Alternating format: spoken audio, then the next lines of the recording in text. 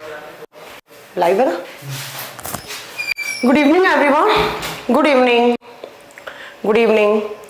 अरे तुम लोगों में थोड़ा सा पेशेंस नाम की चीज नहीं है क्या? 2 मिनट क्लास लेट होता है और तुम लोग यहाँ पर बकवासबाजी करने लग जाते हो।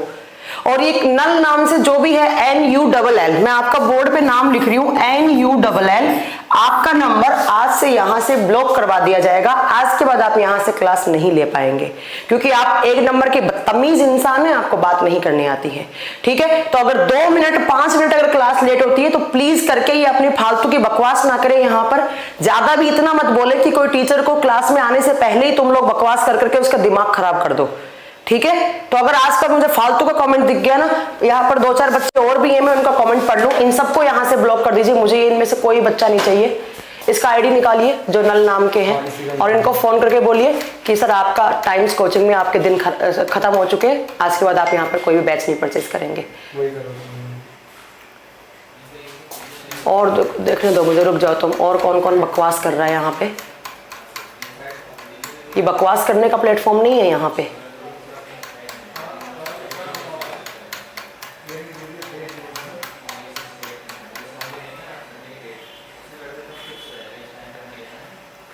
चलो, और मैं बाद में देखूंगी क्लास के बाद। चलो ठीक है, इनकी आईडी निकालिए, NULL नाम से जो भी हैं इनकी आईडी निकालिए और इनको ब्लॉक कीजिए। हाँ,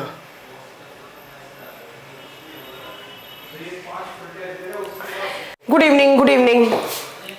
और एक जो मुझसे आज के बाद कोई बच्चा ये पूछेगा ना ये क्लास लाइव है क्या या मैं लाइव हूं क्या, मैं तुरंत यहां से ब्लॉक करवा दूंगी। जो भी होगा मैं यहां पर उनको क्लास ब्लॉक करवा दूंगी। हाँ जी, इनको ब्लॉक करो। इनका जिस भी बैच में ना वो सबसे ब्लॉक कर दीजिए इनका। मैम गुस्से में नहीं है। मैम, तुम लोग यहाँ पर बकवास करते हो, तुम्हें लगता है मोबाइल हाथ में कोई मैम देखेंगी नहीं, यहाँ पर आप बकवास टाइप करने लग जाते हैं। अगर हम टीचर्स भी ह्यूमन बीइंग्स होते हैं, अगर आपकी सुबह क्लास नहीं हुई तो आप घर पे बैठे यहाँ पे, ऐसा तो है नहीं कि आप स्टूडियो में यहाँ पर चल के आ गए तो आपको नुकसान हो गया। अभी क्लास ले ली, सुबह क्लास नहीं थी तो अब क्लास ले ली आपकी। और लेट कहाँ हो गया? 6:05 अभी हुई और क्लास स्टार्ट हुए ऑलरेडी 3 मिनट हो चुके हैं। जो फालतू की बकवास करता है मेरे से बिना बोले यहाँ से कमेंट से भी करो और ऐप से भी, बैचेस से भी इनको रिमूव करो। यहाँ पर सिर्फ पढ़ाई करने वाले बच्चे चाहिए। इसका स्क्रीनशॉट लो, पहले क्लास बाद में स्टार्ट होगी, पहले इनको ब्लॉक कर दिया जाए।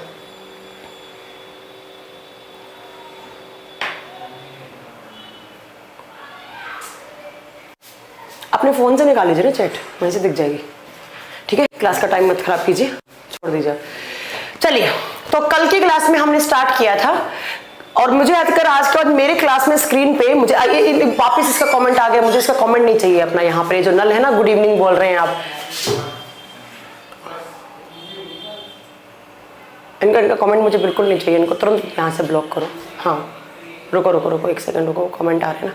और आज के बाद मुझे यहाँ पर स्क्रीन पे अगर किसी का कमेंट दिख गया ना कि मैम ये क्लास लाइव है क्या, मैं लाइव हूँ क्या, मैं यहाँ पर आपके कमेंट का रिप्लाई देने नहीं आती हूँ कि आप लाइव हैं या आप नहीं देख पा रहे हैं। ये फालतू की बकवास, मैम मैं लाइव हूँ क्या। आप में से 100 बच्चों में से 99 बच्चे ये पूछते हैं मैं लाइव हूँ क्या, मैं लाइव हूँ क्या। जब मैं यहाँ पढ़ा रही हूँ, आपको पढ़ने से मतलब होना चाहिए, चाहे वो लाइव हो चाहे वो कुछ भी हो। ठीक है, अब देखो एक लड़का कह रहा है मैम मेरा नाम क्या शो कर रहा है। क्या मैं ये बताने के लिए आई हूं कि आपका नाम क्या दिख रहा है इस टीवी के ऊपर? मेरा ये डिपार्टमेंट है क्या?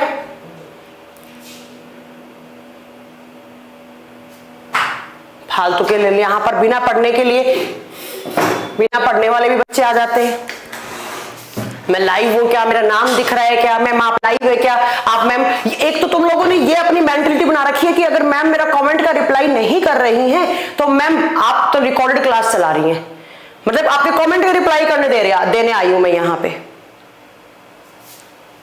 मैं कमेंट का रिप्लाई देने आई हूं आपका कि भैया आप लोग कमेंट करो, फिर कमेंट खेल लेते हैं। क्या जरूरत है पढ़ाने की यहाँ पे?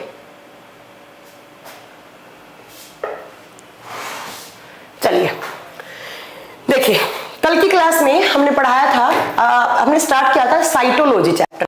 हम पढ़ रहे थे साइटोलॉजी, और साइटोलॉजी में मैंने क्या बताया था, साइटोलॉजी क्या होता है, तो मैंने कहा था जब भी आप साइटो टर्म देखें उसका मतलब क्या होता है, उसका मतलब होता है सेल, और लॉजी टर्म का मतलब होता है टू स्टडी, उस चीज के बारे में अध्ययन करना। तो बेसिकली हम क्या पढ़ रहे हैं यहाँ पर, हम मैम यहाँ पर सेल के बारे में पढ़ रहे हैं, ठीक है, हम यहाँ पर सेल के बारे में पढ़ रहे हैं। Okay Sunita, good evening. Bhanu ji को ब्लॉक कर दीजिए यहां से, ठीक है, भानु जी को ब्लॉक कर दीजिए, इनको एक कमेंट।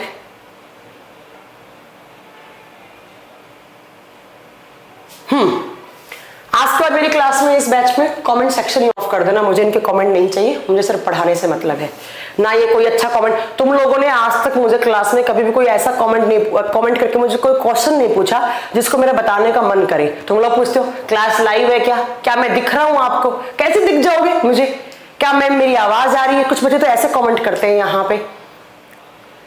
भानु जी आप एक मैसेज को 20 बार टाइप करेंगे, यहाँ को आपको मैनेजमेंट आपको यहाँ से ब्लॉक कर देगा। मैं आपको लास्ट वार्निंग दे रही हूँ भानु जी, अगर आप, और कोई बच्चा ये नहीं बोलेगा यू आर बेस्ट या ये वो फलाना ढिनका, आप बहुत बेस्ट है, बहुत बेस्ट पढ़ाती है, चुपचाप बस पढ़ने का काम है। अगर यहाँ पर टीचर्स पढ़ा रहे हैं तो वो उनको पता है कि वो कैसे है क्या नहीं है, ठीक है, सिर्फ पढ़ाई किया करो। 2 घंटे में 1 घंटे तुम लोग टाइप करने में लगाते हो।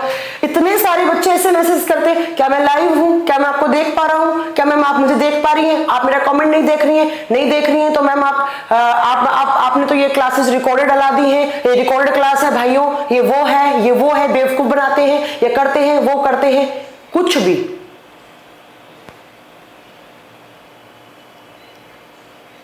इस भानु जी को ब्लॉक कीजिए यहां से, भानु जी को यहां से ब्लॉक कीजिए, इनमें बात करने की तमीज नहीं है। चलिए, तो अब हमें पढ़ना है, मैंने कल आपको बताया होगा साइटोलॉजी का इंट्रोडक्शन दिया था कि साइटोलॉजी होता क्या है, और उसके बाद मैंने आपको बताया था कि जो सेल है उसमें डेड सेल की खोज किसने की थी, लिविंग सेल की खोज किसने की थी, और सेल के बारे में किसने क्या बताया था, सेल थ्योरी क्या था, एक्सेट्रा एक्सेट्रा, हमने कुछ बहुत सारे पॉइंट्स पढ़े थे। अब हमें आज जो पॉइंट्स पढ़ने हैं वो पढ़ने हैं यहाँ पर कि जो हमारा जो सेल है उसके अंदर क्या क्या कॉम्पोनेंट्स होते हैं, या आपके जो सेल है उसके अंदर भानु जी आपने क्वेश्चन पूछा है, बट एक क्वेश्चन का 50 बार टाइप करके हमारी स्क्रीन पे आप स्कोर, यहाँ पर 50 बार आप क्वेश्चन नहीं कर सकते। आपका क्वेश्चन मैंने एक बार ही पढ़ लिया था, और जब मैं रिप्लाई करूंगी लास्ट के 10 मिनट में आपका जो भी आपका क्वेश्चन है वहां पर उसका रिप्लाई करूंगी। आप मुझे यहाँ पर फालतू का एक क्वेश्चन 20 बार बोल के नहीं बता सकते। और ये जो नल नाम से है ना, वो आप नहीं बताएंगे कि आप क्या है, आप बताएंगे मुझे क्लास कब स्टार्ट करनी है और कब खत्म करनी है। बात करने की तमीज नहीं है, आप एग्जाम देंगे, आप गवर्नमेंट एम्प्लॉय बनेंगे आप। और किसी को भी कोई कमेंट पूछना है मुझसे लास्ट के 5 से 7 मिनट में पूछिए, उससे कोई डाउट पूछना है मैं तब वहां पर बता दूंगी।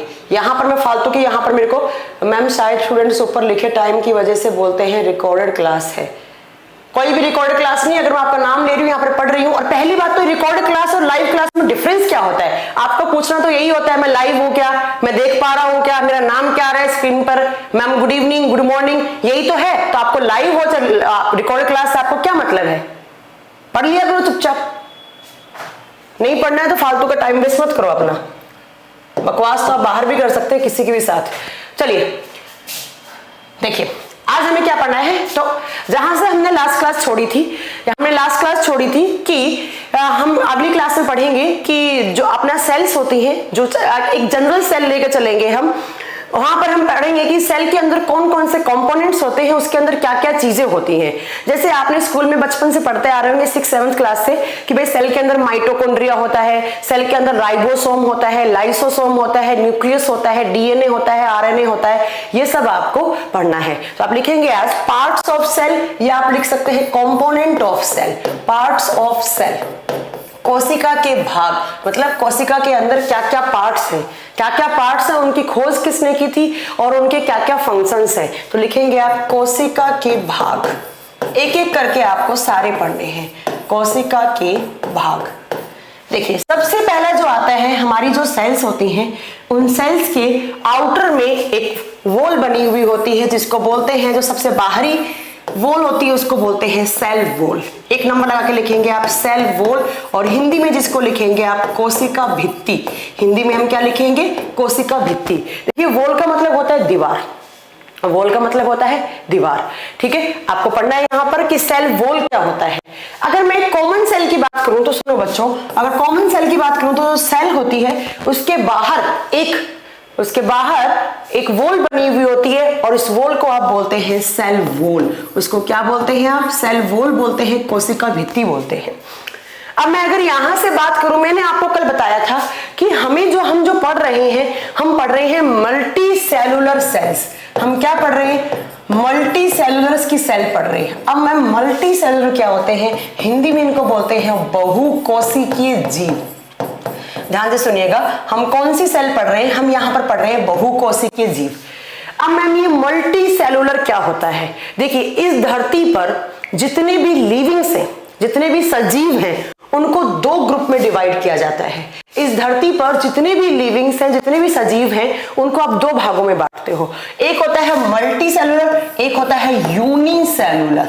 यूनिसेलुलर जिसको आप हिंदी में बोलते हैं एक कोशिकीय जीव, एक कोशिकीय जीव, right.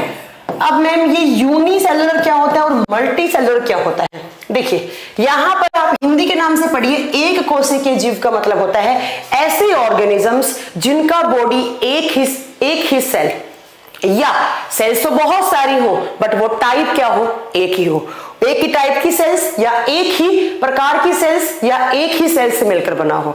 Organisms that are made up of single cell और single types of cells are known as unicellular organisms. वे जीव जिनका शरीर या तो एक ही कोशिका या एक ही प्रकार की कोशिकाओं से मिलकर बना हुआ हो, उनको आप क्या बोलते हैं? उनको आप बोलते हैं यूनिसेलुलर। एक ही सेल है, ऐसे सेल है, इसमें ना टिश्यूज बने, ना इसमें ऑर्गन्स बने, ना इसमें ऑर्गन सिस्टम बना, ना टिश्यू सिस्टम बना, बस सेल थी, सेल में पड़ा रह गया। यही सेल खाना खाने का काम करेगी, यही सेल पानी पीने का काम करेगी, यही सेल पचाने का काम करेगी, यही सेल एक्सक्रीशन का काम करेगी, यही सांस लेने का काम करेगी। और इसका सबसे अच्छा एग्जाम्पल आता है बच्चों अमीबा। आप शायद स्कूल से पढ़ते आ रहे होंगे कि जो अमीबा या अमोइबा जो होता है वो क्या होता है? वो एक यूनिसेलुलर ऑर्गेनिज्म होता है। कैसा होता है? वो एक यूनिसेलुलर ऑर्गेनिज्म होता है। अब अगर मैं बात करूं मल्टी का मतलब होता है बहुत सारी सेल्स और बहुत सारे टाइप्स की सेल्स। ऐसे ऑर्गेनिजम्स, ऐसे जीव जिनके अंदर बहुत सारी सेल्स हैं और बहुत सारे टाइप की हैं। जैसे हम लोग, मेरे अंदर जो मेरी ऑर्गन्स हैं, तो मेरी नाक वाली सेल्स अलग हैं और उनका काम क्या है? स्मेल करने का। जो कान वाली सेल्स है उनका काम क्या है? सुनने का। आंखों वाली का काम क्या है? देखने का। जो ब्लड के अंदर है सेल्स, उनका अलग काम है। जो किडनी के अंदर है वो अलग काम है। तो मैम जो सेल्स हैं हमारे बॉडी में, उनकी स्ट्रक्चर भी अलग है और उनके फंक्शंस भी अलग हैं। तो ऐसे ऑर्गेनिजम्स जो बहुत सारी सेल्स से बने हो और बहुत सारे अलग अलग वो सेल्स फंक्शंस कर रही हो, उनको आप क्या बोलते हैं? Multi cellular organisms. अब इसका एग्जांपल आती हैं दो सेल्स। कौन कौन सी? इसमें आती है प्लांट सेल और इसमें आती है एनिमल सेल। इसमें आती है पादप कोशिकाएं और इसमें आती है जंतु कोशिकाएं। मैम प्लांट को क्यों लिखा यहां पर? क्योंकि जो प्लांट होते हैं बच्चों, उनकी जो जड़ें होती हैं उनका अलग काम होता है, उनकी अलग स्ट्रक्चर होती है। जो स्टेम वाली होती है उनका अलग काम होता है, जो लीफ वाली होती है उनका अलग काम होता है। अलग अलग काम है, अलग अलग स्ट्रक्चर है। तो प्लांट भी किस में आते हैं? मल्टी सेलुलर में। तो हमें क्या पढ़ना है बच्चों यहाँ पर? Multi cellular. कितनी टाइप की? दो टाइप की। कौन कौन सी? Plant and animal. तो मैं आज आपको क्या पढ़ा रही हूँ? मैं प्लांट और एनिमल सेल्स पढ़ा रही हूँ। हम लोग एक कॉमन सेल लेकर चल रहे हैं और जो भी डिफरेंस होंगे इन दोनों में वो हम लिखते जाएंगे, राइट। चलिए तो अब आते हैं हम वापस कि मैम इन सेल्स के अंदर क्या क्या कंपोनेंट्स होते हैं, क्या क्या पार्ट्स होते हैं इन सेल्स के अंदर। ठीक है, तो आप बताएंगे कि मैम अगर हम एक कॉमन सेल की बात करें तो उसके अंदर सबसे जो आउटर एक दीवार सी बनी हुई होती है उसको बोलते हैं आप सेल वॉल। अब जरा मेरा सेंटेंस ध्यान से सुनिए। अगर मैं प्लांट और एनिमल की बात करूं तो बच्चों ये जो सेल वॉल होती है वो सिर्फ प्लांट के अंदर होती है। मैंने लिख दिया प्लांट के अंदर पाई जाती है, या आप चलो कुछ बच्चे तो ये भी नहीं समझेंगे तो आप लिखेंगे ये प्लांट के अंदर क्या होती है? प्रेजेंट होती है, मतलब it is found in plant cell. But animal के अंदर ये नहीं पाई जाती है। एनिमल के अंदर ये क्या होती है बच्चों, एब्सेंट होती है। तो आपका पॉइंट क्या बनेगा, it is found in plant cell but it is absent in animal cell. या पादप कोशिकाओं में तो पाई जाती है लेकिन जंतु कोशिकाओं में ये नहीं पाई जाती है, राइट। तो प्लांट और एनिमल में एक डिफरेंस हो गया, कौन कौन सा, तो आप बताएंगे कि ये प्लांट में होती है और एनिमल में नहीं होती है। हमारे बॉडी में अगर हमारी सेल्स को आप निकाल के रखोगे तो हमें सेल वॉल नहीं दिखेगा, राइट। अब बात आती है कि मैम अगर ये बनी हुई है, ये प्लांट के अंदर है, तो ये किस चीज की बनी हुई होती है, ये किस चीज की बनी हुई होती है, तो आप बताओगे कि ये प्लांट के अंदर होती है और किसकी बनी हुई होती है, तो आप यहां पर लिखोगे it is made up of cellulose. It is made up of cellulose. किसकी बनी हुई होती है बच्चों, ये सेल्यूलोज की बनी हुई होती है। अब आपसे एग्जाम में इस सेल्यूलोज से भी क्वेश्चन पूछ लिए जाते हैं कि भाई ये सेल्यूलोज होता क्या है, तो आप कुछ पॉइंट्स लिखिए सेल्यूलोज के बारे में। सेल्यूलोज क्या होता है, तो आप बताएंगे बच्चों एक कार्बोहाइड्रेट होता है। क्या होता है, एक कार्बोहाइड्रेट होता है। और कार्बोहाइड्रेट्स क्या होती हैं, ऐसे ऑर्गेनिज्म, ऐसे मॉलिक्यूल्स या ऐसे कंपाउंड्स जो कार्बन हाइड्रोजन ऑक्सीजन से मिलकर बने हो, उनको आप क्या बोलते हैं, कार्बोहाइड्रेट। मैंने क्या बोला कि जो कॉमन सेल है, एक साधारण अगर कोई सेल ले रहे हैं हम, तो उसमें सबसे आउटर हमें क्या दिखेगा, अगर वो प्लांट सेल है तो हमें उसमें क्या दिखेगा बच्चों, सेल वॉल दिखेगा। और सेल वॉल किसका बनता है, आप बताएंगे सेल्यूलोज का। अब सेल्यूलोज क्या होता है, आप आंसर करेंगे मैम सेल्यूलोज एक टाइप का कार्बोहाइड्रेट है, एक शर्करा है।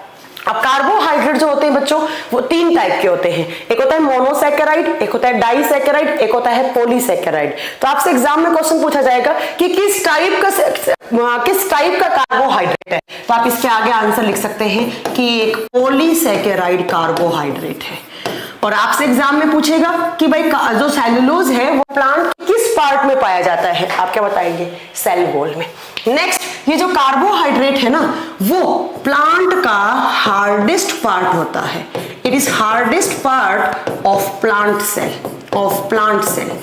देखो आपसे एग्जाम में पूछा जाए कि पादप कोशिकाओं का सबसे कठोर भाग कौन सा है, आप बताएंगे सेल वॉल है। और सेल वॉल में क्या है, आप बताओगे वो क्या है, आपका सेल्यूलोज है। पादप कोशिका का सबसे कठोर भाग माना जाता है इसको, सबसे कठोर भाग, ठीक है, या पादप कोशिकाओं का सबसे कठोर भाग माना जाता है। नेक्स्ट पॉइंट, मैम ये हार्ड क्यों हुआ, हमें रीजन दो, हार्ड क्यों है, ये सॉफ्ट क्यों नहीं है। क्योंकि बच्चों किसी भी चीज को सॉफ्ट करने के लिए आपको पानी की रिक्वायरमेंट होती है और इसके अंदर पानी होता ही नहीं। तो आप लिखेंगे इसके हार्ड होने का रीजन क्या है, मैम इसके अंदर पानी होता ही नहीं, पानी 0% है। कितना, पानी 0% है, राइट। नेक्स्ट पॉइंट सुनो, ये जो सेल्यूलोज है उसको कहा जाता है ये डेड पार्ट होता है। ये क्या होता है, प्लांट सेल का डेड पार्ट है, ये मरा हुआ भाग है। इसमें जो सेल्स होती हैं हमेशा वो डेड सेल्स रहती हैं, ठीक है। नेक्स्ट सुनो ध्यान से, एक पॉइंट और इसके बारे में। नेक्स्ट पॉइंट है, एक क्वेश्चन आता है, मैंने बोला कि सेल्यूलोज क्या है, मैम आपने बोला कार्बोहाइड्रेट। आपने बहुत सारे कार्बोहाइड्रेट के नाम सुने, ग्लूकोज, फ्रक्टोज, माल्टोज, गैलेक्टोज, और आप आगे मैं आपको पढ़ाऊंगी भी, स्टार्च होता है, काइटिन होता है, ग्लाइकोजन होता है एंड सेल्यूलोज होता है। तो एग्जाम में क्वेश्चन आता है कि जो इतनी सारी कार्बोहाइड्रेट है इनमें सबसे ज्यादा कार्बोहाइड्रेट कौन सी होती है, आपका आंसर होगा कि इस धरती पर सर्वाधिक मात्रा में पाए जाने वाले कार्बोहाइड्रेट कौन सी है, आप आंसर देंगे वो कौन सी है, सेल्यूलोज। तो एक पॉइंट आप अपनी कॉपी में क्या लिखेंगे, it is most abundant carbohydrate on earth, यह धरती पर सर्वाधिक मात्रा में पाए जाने वाले कार्बोहाइड्रेट होती है, राइट। इतने सारे एग्जाम में क्वेश्चंस आएंगे। देखिए मैं एक बार फिर रिपीट कर रही हूं कि प्लांट के सबसे आउटर पार्ट होता है उसको सेल वॉल बोलते हैं, वो सेल्यूलोज का मिलकर बना होता है। सेल्यूलोज एक टाइप का कार्बोहाइड्रेट है, किस टाइप का, पॉलीसैकेराइड। और ये हार्डेस्ट पार्ट होता है प्लांट का। हार्ड क्यों होता है, क्योंकि मैम इसके अंदर पानी होता ही नहीं, और जब पानी नहीं होता तो वो चीज क्या हो जाती है, हार्ड हो जाती है। नेक्स्ट आप बताएंगे पादप कोशिकाओं का सबसे कठोर भाग है और ये डेड पार्ट भी होता है। और सेल्यूलोज एक ऐसी कार्बोहाइड्रेट है जो सारी की सारी कार्बोहाइड्रेट में सबसे ज्यादा पाई जाती है, सबसे ज्यादा पाई जाती है। अब देखिए मैंने बोला कि प्लांट सेल में सेल्यूलोज होती है, बट एनिमल सेल में प्लांट सेल में क्या, सेल वॉल होता है, बट एनिमल सेल में सेल वॉल नहीं होता है। अब आप लोग एक टर्म पढ़ते हो बच्चों, बैक्टीरिया। मैम क्या बैक्टीरिया में सेल वॉल होता है? अगर मैं आपसे पूछ लिया जाऊं कि अगर बैक्टीरिया में सेल वॉल होता है तो आप बताएंगे मैम कुछ बैक्टीरियाज में सेल वॉल होता है और कुछ बैक्टीरियाज में सेल वॉल नहीं होता है। याद करो मेरी कल की क्लास, मैंने बताया था माइकोप्लाज्मा ऐसा बैक्टीरिया है जिसके अंदर सेल वॉल नहीं पाई जाती। बट मैम आप बोल रही हैं कि कुछ बैक्टीरिया में सेल वॉल होता है, तो मैम आप हमें ये बताओ कि अगर कुछ बैक्टीरिया में सेल वॉल है तो वो सेल वॉल किसका बना हुआ होता है, वो इसके अंदर कौन सा कंपोनेंट होता है? तो जो बैक्टीरिया की सेल वॉल होती है बच्चों वो भी वो बनी हुई होती है, आप बताएंगे कि जो बैक्टीरिया की सेल वॉल होती है वो पेप्टिडोग्लाइकोन की बनी होती है। किसकी? पेप्टिडोग्लाइकोन की बनी हुई होती है, पेप्टिडोग्लाइकोन की बनी हुई होती है। ठीक है, आपसे एग्जाम में क्वेश्चन पूछ लिया जाए कि भाई जो कुछ जीवाणु होते हैं, कुछ बैक्टीरियाज होते हैं, उनके अंदर जो सेल वॉल होती है वो किसकी बनी हुई होती है? आप क्या बताएंगे बच्चों? वो पेप्टिडोग्लाइकोन की बनी हुई होती है। नेक्स्ट एग्जाम में क्वेश्चन आता है कि भाई जो फंगस होते हैं, जो फंगस होते हैं और फंगस को फंजाई या कवक बोलते हैं। क्वेश्चन आता है कि जो फंगस होते हैं क्या उनमें सेल वॉल होता है? आप बोलेंगे यस, उनमें सेल वॉल होता है। तो आपका क्वेश्चन आएगा कि अगर उनमें सेल वॉल है तो वो किसका बना हुआ है? आप आंसर करेंगे कि अगर उनमें सेल वॉल है तो वो काइटिन का बना हुआ होता है। किसका बच्चों? काइटिन का बना हुआ होता है। राइट मैम, काइटिन क्या होता है? मैं आपको बता दूं, काइटिन भी एक कार्बोहाइड्रेट है। क्या है बच्चों? एक कार्बोहाइड्रेट है। नेक्स्ट यहां से आपसे क्वेश्चन पूछा जाएगा कि जो एल्गीज होती हैं, एल्गीज जानते हैं ना आप, शैवाल, नीले हरे शैवाल आपने सुने होंगे, आगे मैं पढ़ाऊंगी आपको बॉटनी वाले पार्ट में। क्या शैवाल में सेल वॉल होता है? यस, शैवाल में भी सेल वॉल होता है। अब क्वेश्चन आता है कि अगर शैवाल में सेल वॉल है तो वो किसका बना हुआ है? तो याद रखिएगा, प्लांट में प्लांट का सेल वॉल जिसका बना हुआ होता है उसी का ही क्या बना हुआ होता है? एल्गी का। तो प्लांट में सेल वॉल में क्या होता है? सेल्यूलोज। क्या होता है? सेल्यूलोज। ये लो, आपके एक क्वेश्चन के साथ आपके 3-4 क्वेश्चंस फ्री हो गए। प्लांट का सेल वॉल किसका? सेल्यूलोज का। एल्गी का? सेल्यूलोज का। फंगस का? काइटिन का। बैक्टीरिया का? पेप्टिडोग्लाइकोन। ठीक है। एनिमल का? मैम एनिमल में तो होता ही नहीं, तो इसमें कुछ मटेरियल होगा ही नहीं। राइट। अब बात आती है कि मैम इस सेल वॉल का क्या काम होता है? ये हमारी सेल्स में होता है, हमारी सेल्स में नहीं, बट ये प्लांट सेल में होता है। तो इसका काम क्या होता है? तो बच्चों मैं बता दूं, इसका काम होता है, सबसे आउटर लेयर है, तो ऑब्वियस सी बात है जब आउटर लेयर है उसका काम क्या है? ये जो प्लांट की सेल्स होती हैं उन सेल्स को प्रोटेक्शन देने का काम करता है, सुरक्षा देता है, उनको प्रोटेक्शन देता है और उसके साथ साथ प्लांट सेल्स को साइज देता है और उनको आकार देता है, उनको शेप देता है। तो अगर आपसे पूछा जाए कि सेल वॉल का कार्य क्या है, आप बताएंगे वह पादप कोशिकाओं को आकार, उनकी आकृति और उनको सुरक्षा प्रदान करता है। It gives protection, size and shape to plant cell. Right. इतना आपको याद रखना है कि सबसे आउटर लेयर होती है किसकी बच्चों? हम बात कर रहे हैं अगर कॉमन सेल में तो किसकी बच्चों? आप बताएंगे प्लांट्स की। प्लांट की सबसे आउटर लेयर पूछ ले एग्जाम में, आपका आंसर क्या होना चाहिए? सेल वॉल आंसर होना चाहिए। राइट। चलिए मैम, बैक्टीरिया की कार्बोहाइड्रेट प्लस अमाइनो एसिड की होती है। रोशन प्रहलाद बोरकर, आप कान ऐसे पकड़ो चाहे ऐसे पकड़ो बराबर बात होती है। क्यों? मैंने यहाँ पर लिखा है कि बैक्टीरिया की सेल वॉल पेप्टिडोग्लाइकोन की। बच्चों जो ये ग्लाइकोन है वो एक टाइप का कार्बोहाइड्रेट होता है, पेप्टिडो का मतलब होता है यहाँ पे प्रोटीन, और प्रोटीन्स बेसिकली किसके बने हुए होते हैं? Amino acid. तो आपका डाउट मुझे लगता है आपका क्लियर हो गया होगा।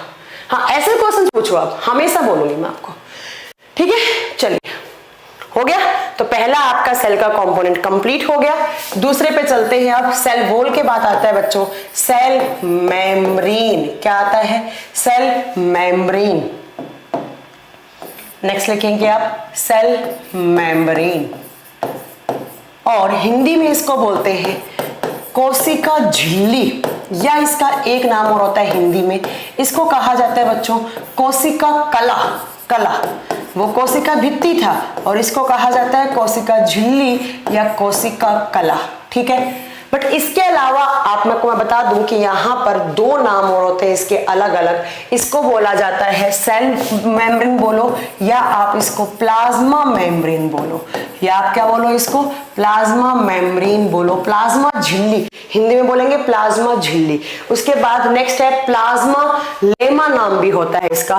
तीसरा नाम है यहाँ पर प्लाज्मा लेमा, प्लाज्मा लेमा। ये तीनों ही नाम आ जाए बच्चों तो आपका एक ही आंसर होगा। क्या आंसर होगा कि वो किसकी बात करना चाह रहा है, वो सेल मेम्ब्रेन की बात करना चाह रहा है। तो दूसरा कंपोनेंट हम क्या पढ़ने जा रहे हैं, हम पढ़ने जा रहे हैं मैम सेल के अंदर एक मेम्ब्रेन होती है, सेल मेम्ब्रेन बोल सकते हैं उसको, प्लाज्मा मेम्ब्रेन, और उसको प्लाज्मोलेमा भी कह सकते हैं। उसको क्या कहते हैं, प्लाज्मोलेमा भी कहते हैं। मैम कार्बोहाइड्रेट क्या होता है, मैं कॉमर्स की स्टूडेंट हूं इसलिए मैं समझ नहीं पाई, डोंट वरी साहिना, आपको मैं आगे कार्बोहाइड्रेट पढ़ाऊंगी। हरखा चौधरी कह रहे हैं मैम प्लीज इंग्लिश कमजोर है, हिंदी ज्यादा यूज करो। अगर आप इतनी इंग्लिश नहीं समझ सकते हरखा, तो मैं आपसे शर्त लगा सकती हूँ आप कोई भी कंपटीशन एग्जाम क्रैक नहीं कर सकते। मैं यहाँ पर बराबर में हिंदी लिख रही हूँ, इससे ज्यादा हिंदी आप मुझसे उम्मीद ना करें, ठीक है। चलिए तो अब बात आती है मैम ये क्या होती है। सबसे पहला क्वेश्चन आता है कि इसकी खोज किसने की थी, प्लाज्मा मेम्ब्रेन की डिस्कवर, या इसका who is discover of plasma membrane, इसकी खोज किसने की, आप बताएंगे। इसकी खोज की थी क्रैमर नाम के साइंटिस्ट ने। किसने, क्रैमर नाम के साइंटिस्ट ने इसकी खोज की थी। अब बात आती है कि मैम इस क्रैमर नाम के साइंटिस्ट ने किस में की थी, किस में की थी, आप बताएंगे। क्रैमर ने की थी आरबीसी। आरबीसी क्या होती है, कल बताया था, हमारे ब्लड के अंदर कुछ सेल्स होती हैं जिसको बोलते हैं आप रेड ब्लड सेल्स। आपसे एग्जाम में क्वेश्चन पूछा जाए कि सेल मेम्ब्रेन की खोज किसने की, आप बताएंगे क्रैमर ने। कौन सी सेल्स में की थी, रेड ब्लड सेल्स में सबसे पहले की थी, ठीक है। नेक्स्ट पॉइंट याद रखिएगा, आप लिखेंगे it is found in both cells, it is found in both cells। और both का मतलब क्या क्या हो गया मैम, यहाँ पर हम दो सेल्स की बात कर रहे हैं, प्लांट एंड दूसरी कौन सी है बच्चों, एनिमल। हिंदी मीडियम वाले बच्चे क्या लिखेंगे, यह है जंतु और पादप दोनों कोशिकाओं में पाई जाती है, जंतु और पादप दोनों कोशिकाओं में पाई जाती है। बट यहाँ पर एक माइनर सा डिफरेंस होगा कि यहाँ पर प्लांट में कैसे होगी और एनिमल में कैसे होगी। दोनों कोशिकाओं में उपस्थित होती है या पाई जाती है।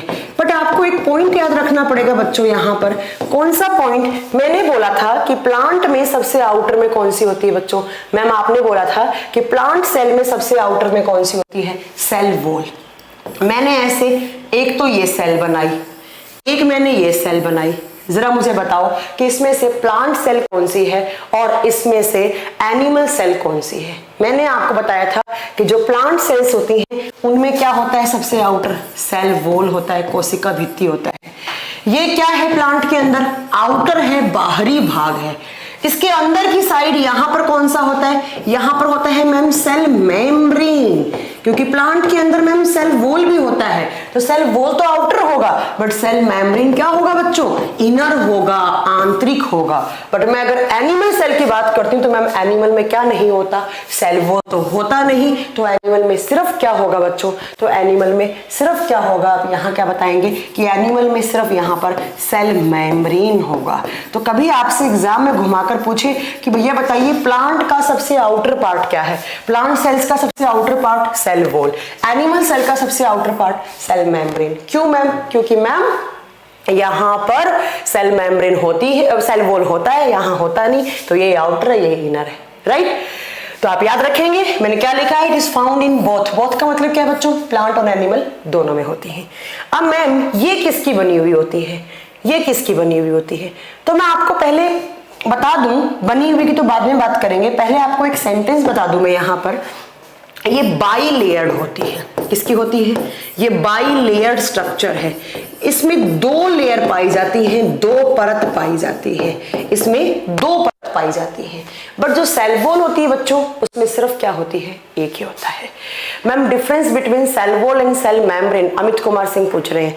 अमित क्या मैं यहाँ पर फारसी लैंग्वेज में बोल रही हूँ जो आपको समझ में नहीं आ रहा है बच्चा, मैंने क्या बोला? मैंने बोला सेल वॉल में सेलुलोज होता है, वो सिर्फ प्लांट में होता है, और सेल मेम्ब्रेन में सेलुलोज नहीं होता है, और वो दोनों में होता है। यही तो डिफरेंस है। तुम लोग ना, ये देखो MD तनवीर फिर पूछ रहे हैं क्या मैम ये लाइव क्लास है? कुछ नहीं हो सकता तुम लोगों का।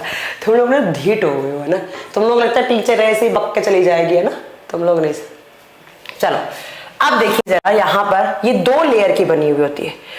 ये तो हो गई, इसमें 2 लेयर होते हैं, बट मैम इसके अंदर होता क्या है? जैसे सेल वॉल में क्या था? सेलुलोज। बट यहाँ पर क्या होता है आप बताएंगे कि यहाँ पर मैम ये बनी हुई होती है फॉस्फोलिपिड्स की। कौन से लिपिड्स बच्चों? फॉस्फोलिपिड्स। हिंदी में भी क्या बोलेंगे इसको? हिंदी में सेम नाम होगा इसका, फॉस्फोलिपिड्स। अब जरा ध्यान से सुनो, फॉस्फोलिपिड्स। लिपिड्स क्या होते हैं? आप सब जानते हैं लिपिड्स होता है वसा। फॉस्फो का मतलब होता है बच्चों जिसके आगे ऐसी लिपिड्स, ऐसी वसा जिसके आगे क्या जुड़ा हुआ हो? एक फॉस्फेट ग्रुप जुड़ा हुआ हो, एक फॉस्फेट ग्रुप जुड़ा हुआ हो। ठीक है, तो ऐसी लिपिड से बनी हुई होती है जिसके आगे क्या जुड़ा होता है बच्चों? एक फॉस्फेट ग्रुप जुड़ा हुआ होता है। ये आप याद रखिएगा। ऐसे बाई लेयर होती है, एक ऊपर की साइड लेयर होती है, एक नीचे की साइड होती है, और यहाँ पर बहुत सारी फॉस्फोलिपिड्स जुड़ी हुई होती है। ऐसे फॉस्फोलिपिड्स, ये लिपिड्स हैं, लिपिड्स की ड्रॉप है, और ये फॉस्फेट ग्रुप से आपस में जुड़ी हुई होती हैं। मैम MD अख्तर अंसारी बोल रहे हैं फॉस्फोलिपिड्स क्या होता है? तभी तो बताया फॉस्फोलिपिड्स क्या होता है, राइट? चलिए अब बात आती है कि मैम आपने बताया है कि ये आपकी क्या है? सेल मेम्ब्रेन है। तो इस सेल मेम्ब्रेन की मैम कुछ ना कुछ थिकनेस होती होगी, कुछ ना कुछ इसकी मोटाई होती होगी।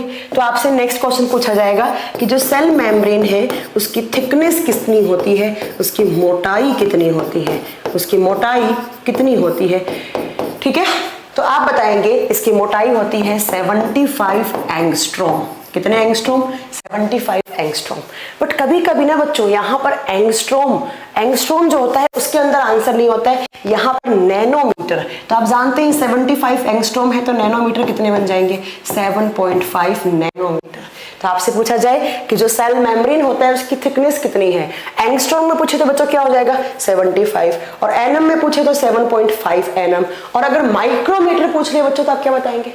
माइक्रोमीटर में कितना हो जाएगा? आप बताएंगे 0.007 माइक्रोमीटर, अप्रोक्स माइक्रोमीटर में हो जाएगा। इसकी थिकनेस कितनी है? 75 एंगस्ट्रॉम। ठीक है, अब बात आती है कि मैम इसका काम क्या होता है? ये मेम्ब्रेन है, हमने कितना पढ़ा? पहले वापस एक बार रिपीट करेंगे, उसके बाद इसके फंक्शन पे चलेंगे हम। जरा ध्यान से सुनो, हमने कितना पढ़ा और क्या पढ़ा। मैंने पढ़ा है बच्चों कि जो सेल मेम्ब्रेन है उसके 3 नाम है, उसे प्लाज्मा मेम्ब्रेन, उसे प्लाज्मोलेमा भी कहते हैं। इसकी खोज की थी क्रेमर नाम के साइंटिस्ट ने, और कौन सी सेल्स में? RBC में की थी, राइट। नेक्स्ट, ये दोनों सेल्स में होता है, दोनों मल्टी सेलुलर सेल्स में होता है, दोनों बहुकोशिकीय सेल्स कोशिकाओं में होता है, राइट। ठीक है, तो अब बात आती है कि मैम ये जो सेल मेम्ब्रेन है ये प्लांट में तो क्या होगी? इनर, जबकि एनिमल सेल में क्या होगी बच्चों? आउटर होगी। हाँ, आपने सही बताया कि मैम यहाँ पर 0.0075 हो जाएगा। ओके आशुतोष, आपने सही बताया। नेक्स्ट आप बताएंगे कि मैम ये बाई लेयर्ड स्ट्रक्चर होती है, एक ऊपर की साइड लेयर होती है, एक नीचे की साइड लेयर होती है। इसमें जो लिपिड्स होती हैं वो फॉस्फेट PO4- ग्रुप के साथ अटैच्ड होती है, इसलिए हम बोलते हैं फॉस्फोलिपिड्स। ठीक है, नेक्स्ट यहाँ पर आप बताएंगे कि इसकी थिकनेस कितनी होती है। आप बताएंगे अगर एंगस्ट्रॉम में पूछते हैं तो 75 एंगस्ट्रॉम, अगर नैनोमीटर में पूछते हैं तो 7.5 नैनोमीटर, और यहाँ पर माइक्रोमीटर में पूछते हैं तो 0.007 माइक्रोमीटर। अब बात आती है कि मैम इसका काम क्या होता है। मैंने अभी थोड़ी देर पहले बताया था कि सेल वॉल का काम क्या होता है? सेल को प्रोटेक्शन देना, है ना, और उसको आकार देना, उसका साइज देना, है ना। अब बात आती है कि सेल मेम्ब्रेन का काम क्या होता है। तो बच्चों ध्यान से सुनो, ये कोई भी एक सेल की सेल मेम्ब्रेन है, इसका काम होता है कि बाहर से कोई खराब पार्टिकल अंदर ना आ जाए, कोई भी ऐसा खराब हार्मफुल एलिमेंट सेल के अंदर ना आ जाए और वो सेल को नुकसान ना पहुंचा दे, और यहाँ से कोई अच्छा पार्टिकल है वो बाहर ना चला जाए।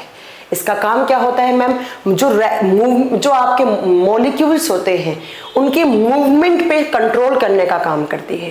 कहने का मतलब है ये जो आपका सेल मेम्ब्रेन होता है वो क्या करेगा, कोई बाहर से खराब चीज अंदर नहीं आने देगा और अंदर से कोई अच्छी चीज जिसकी रिक्वायरमेंट सेल्स को है उसको बाहर नहीं जाने देगा।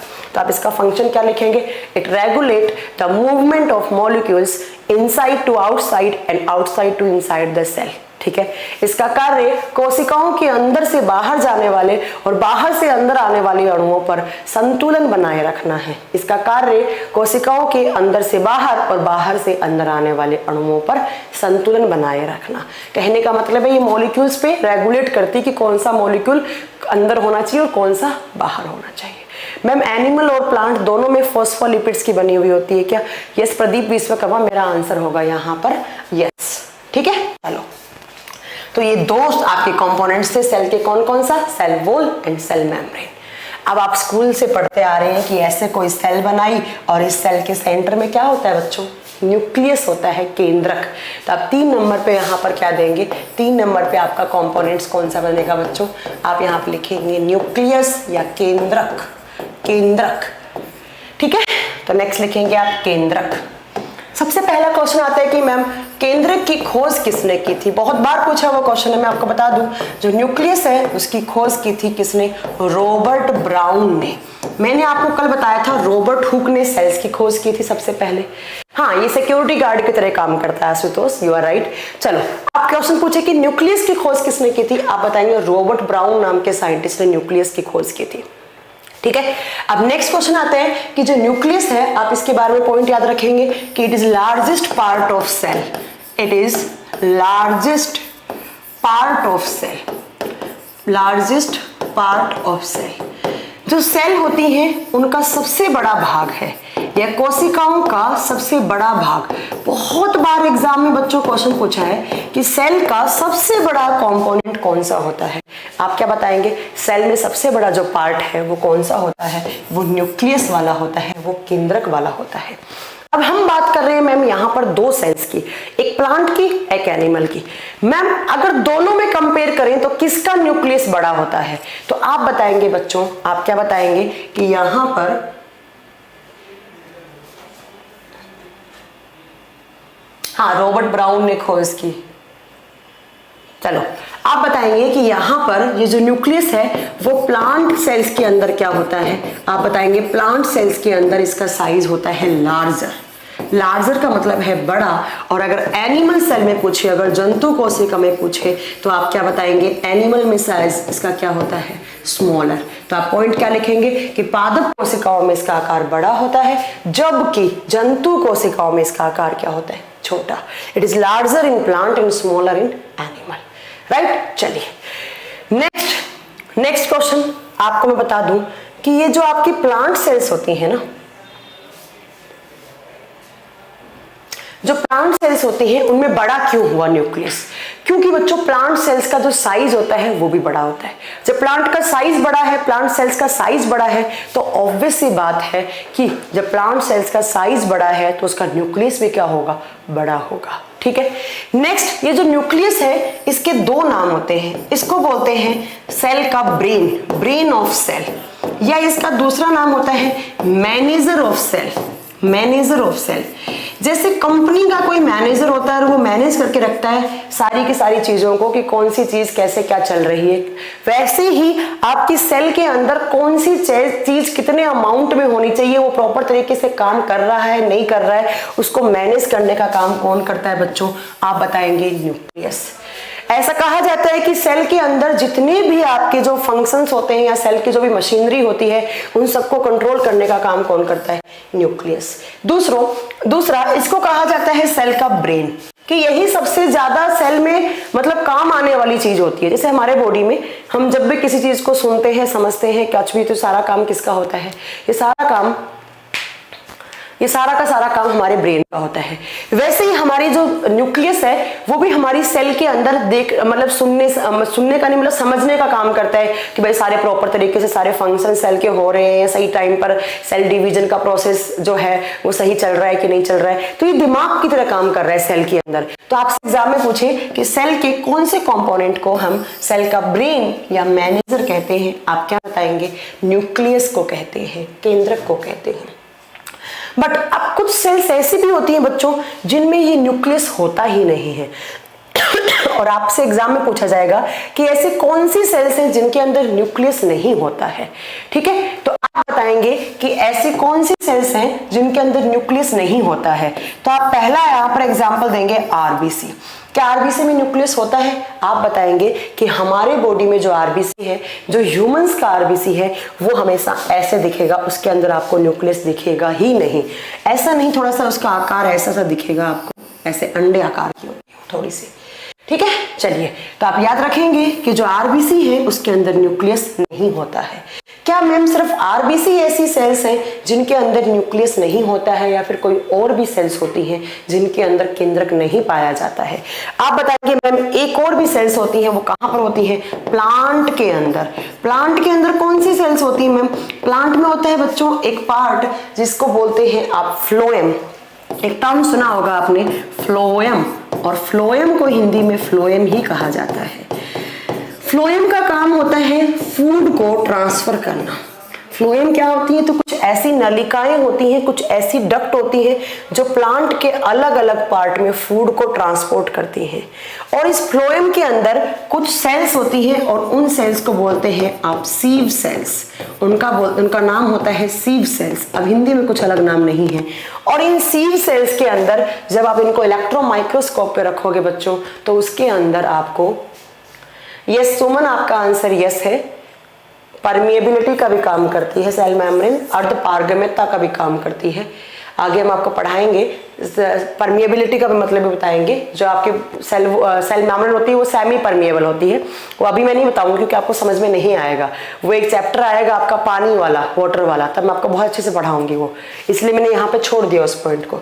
जो चीज़ जहाँ पर समझाने वाली होती है मैं वहीं पर समझाती हूँ। ठीक है, चलिए, कि मैम आरबीसी ऐसी सेल्स है जिसके अंदर न्यूक्लियस नहीं होता है। बहुत बार एग्जाम में क्वेश्चन आता है कि आपकी आरबीसी है उसके अंदर मैम शुतुरमुर्ग में केंद्रक होता है, यस सुनील, ठीक है, बट जो आरबीसी है उसके अंदर नहीं होता है।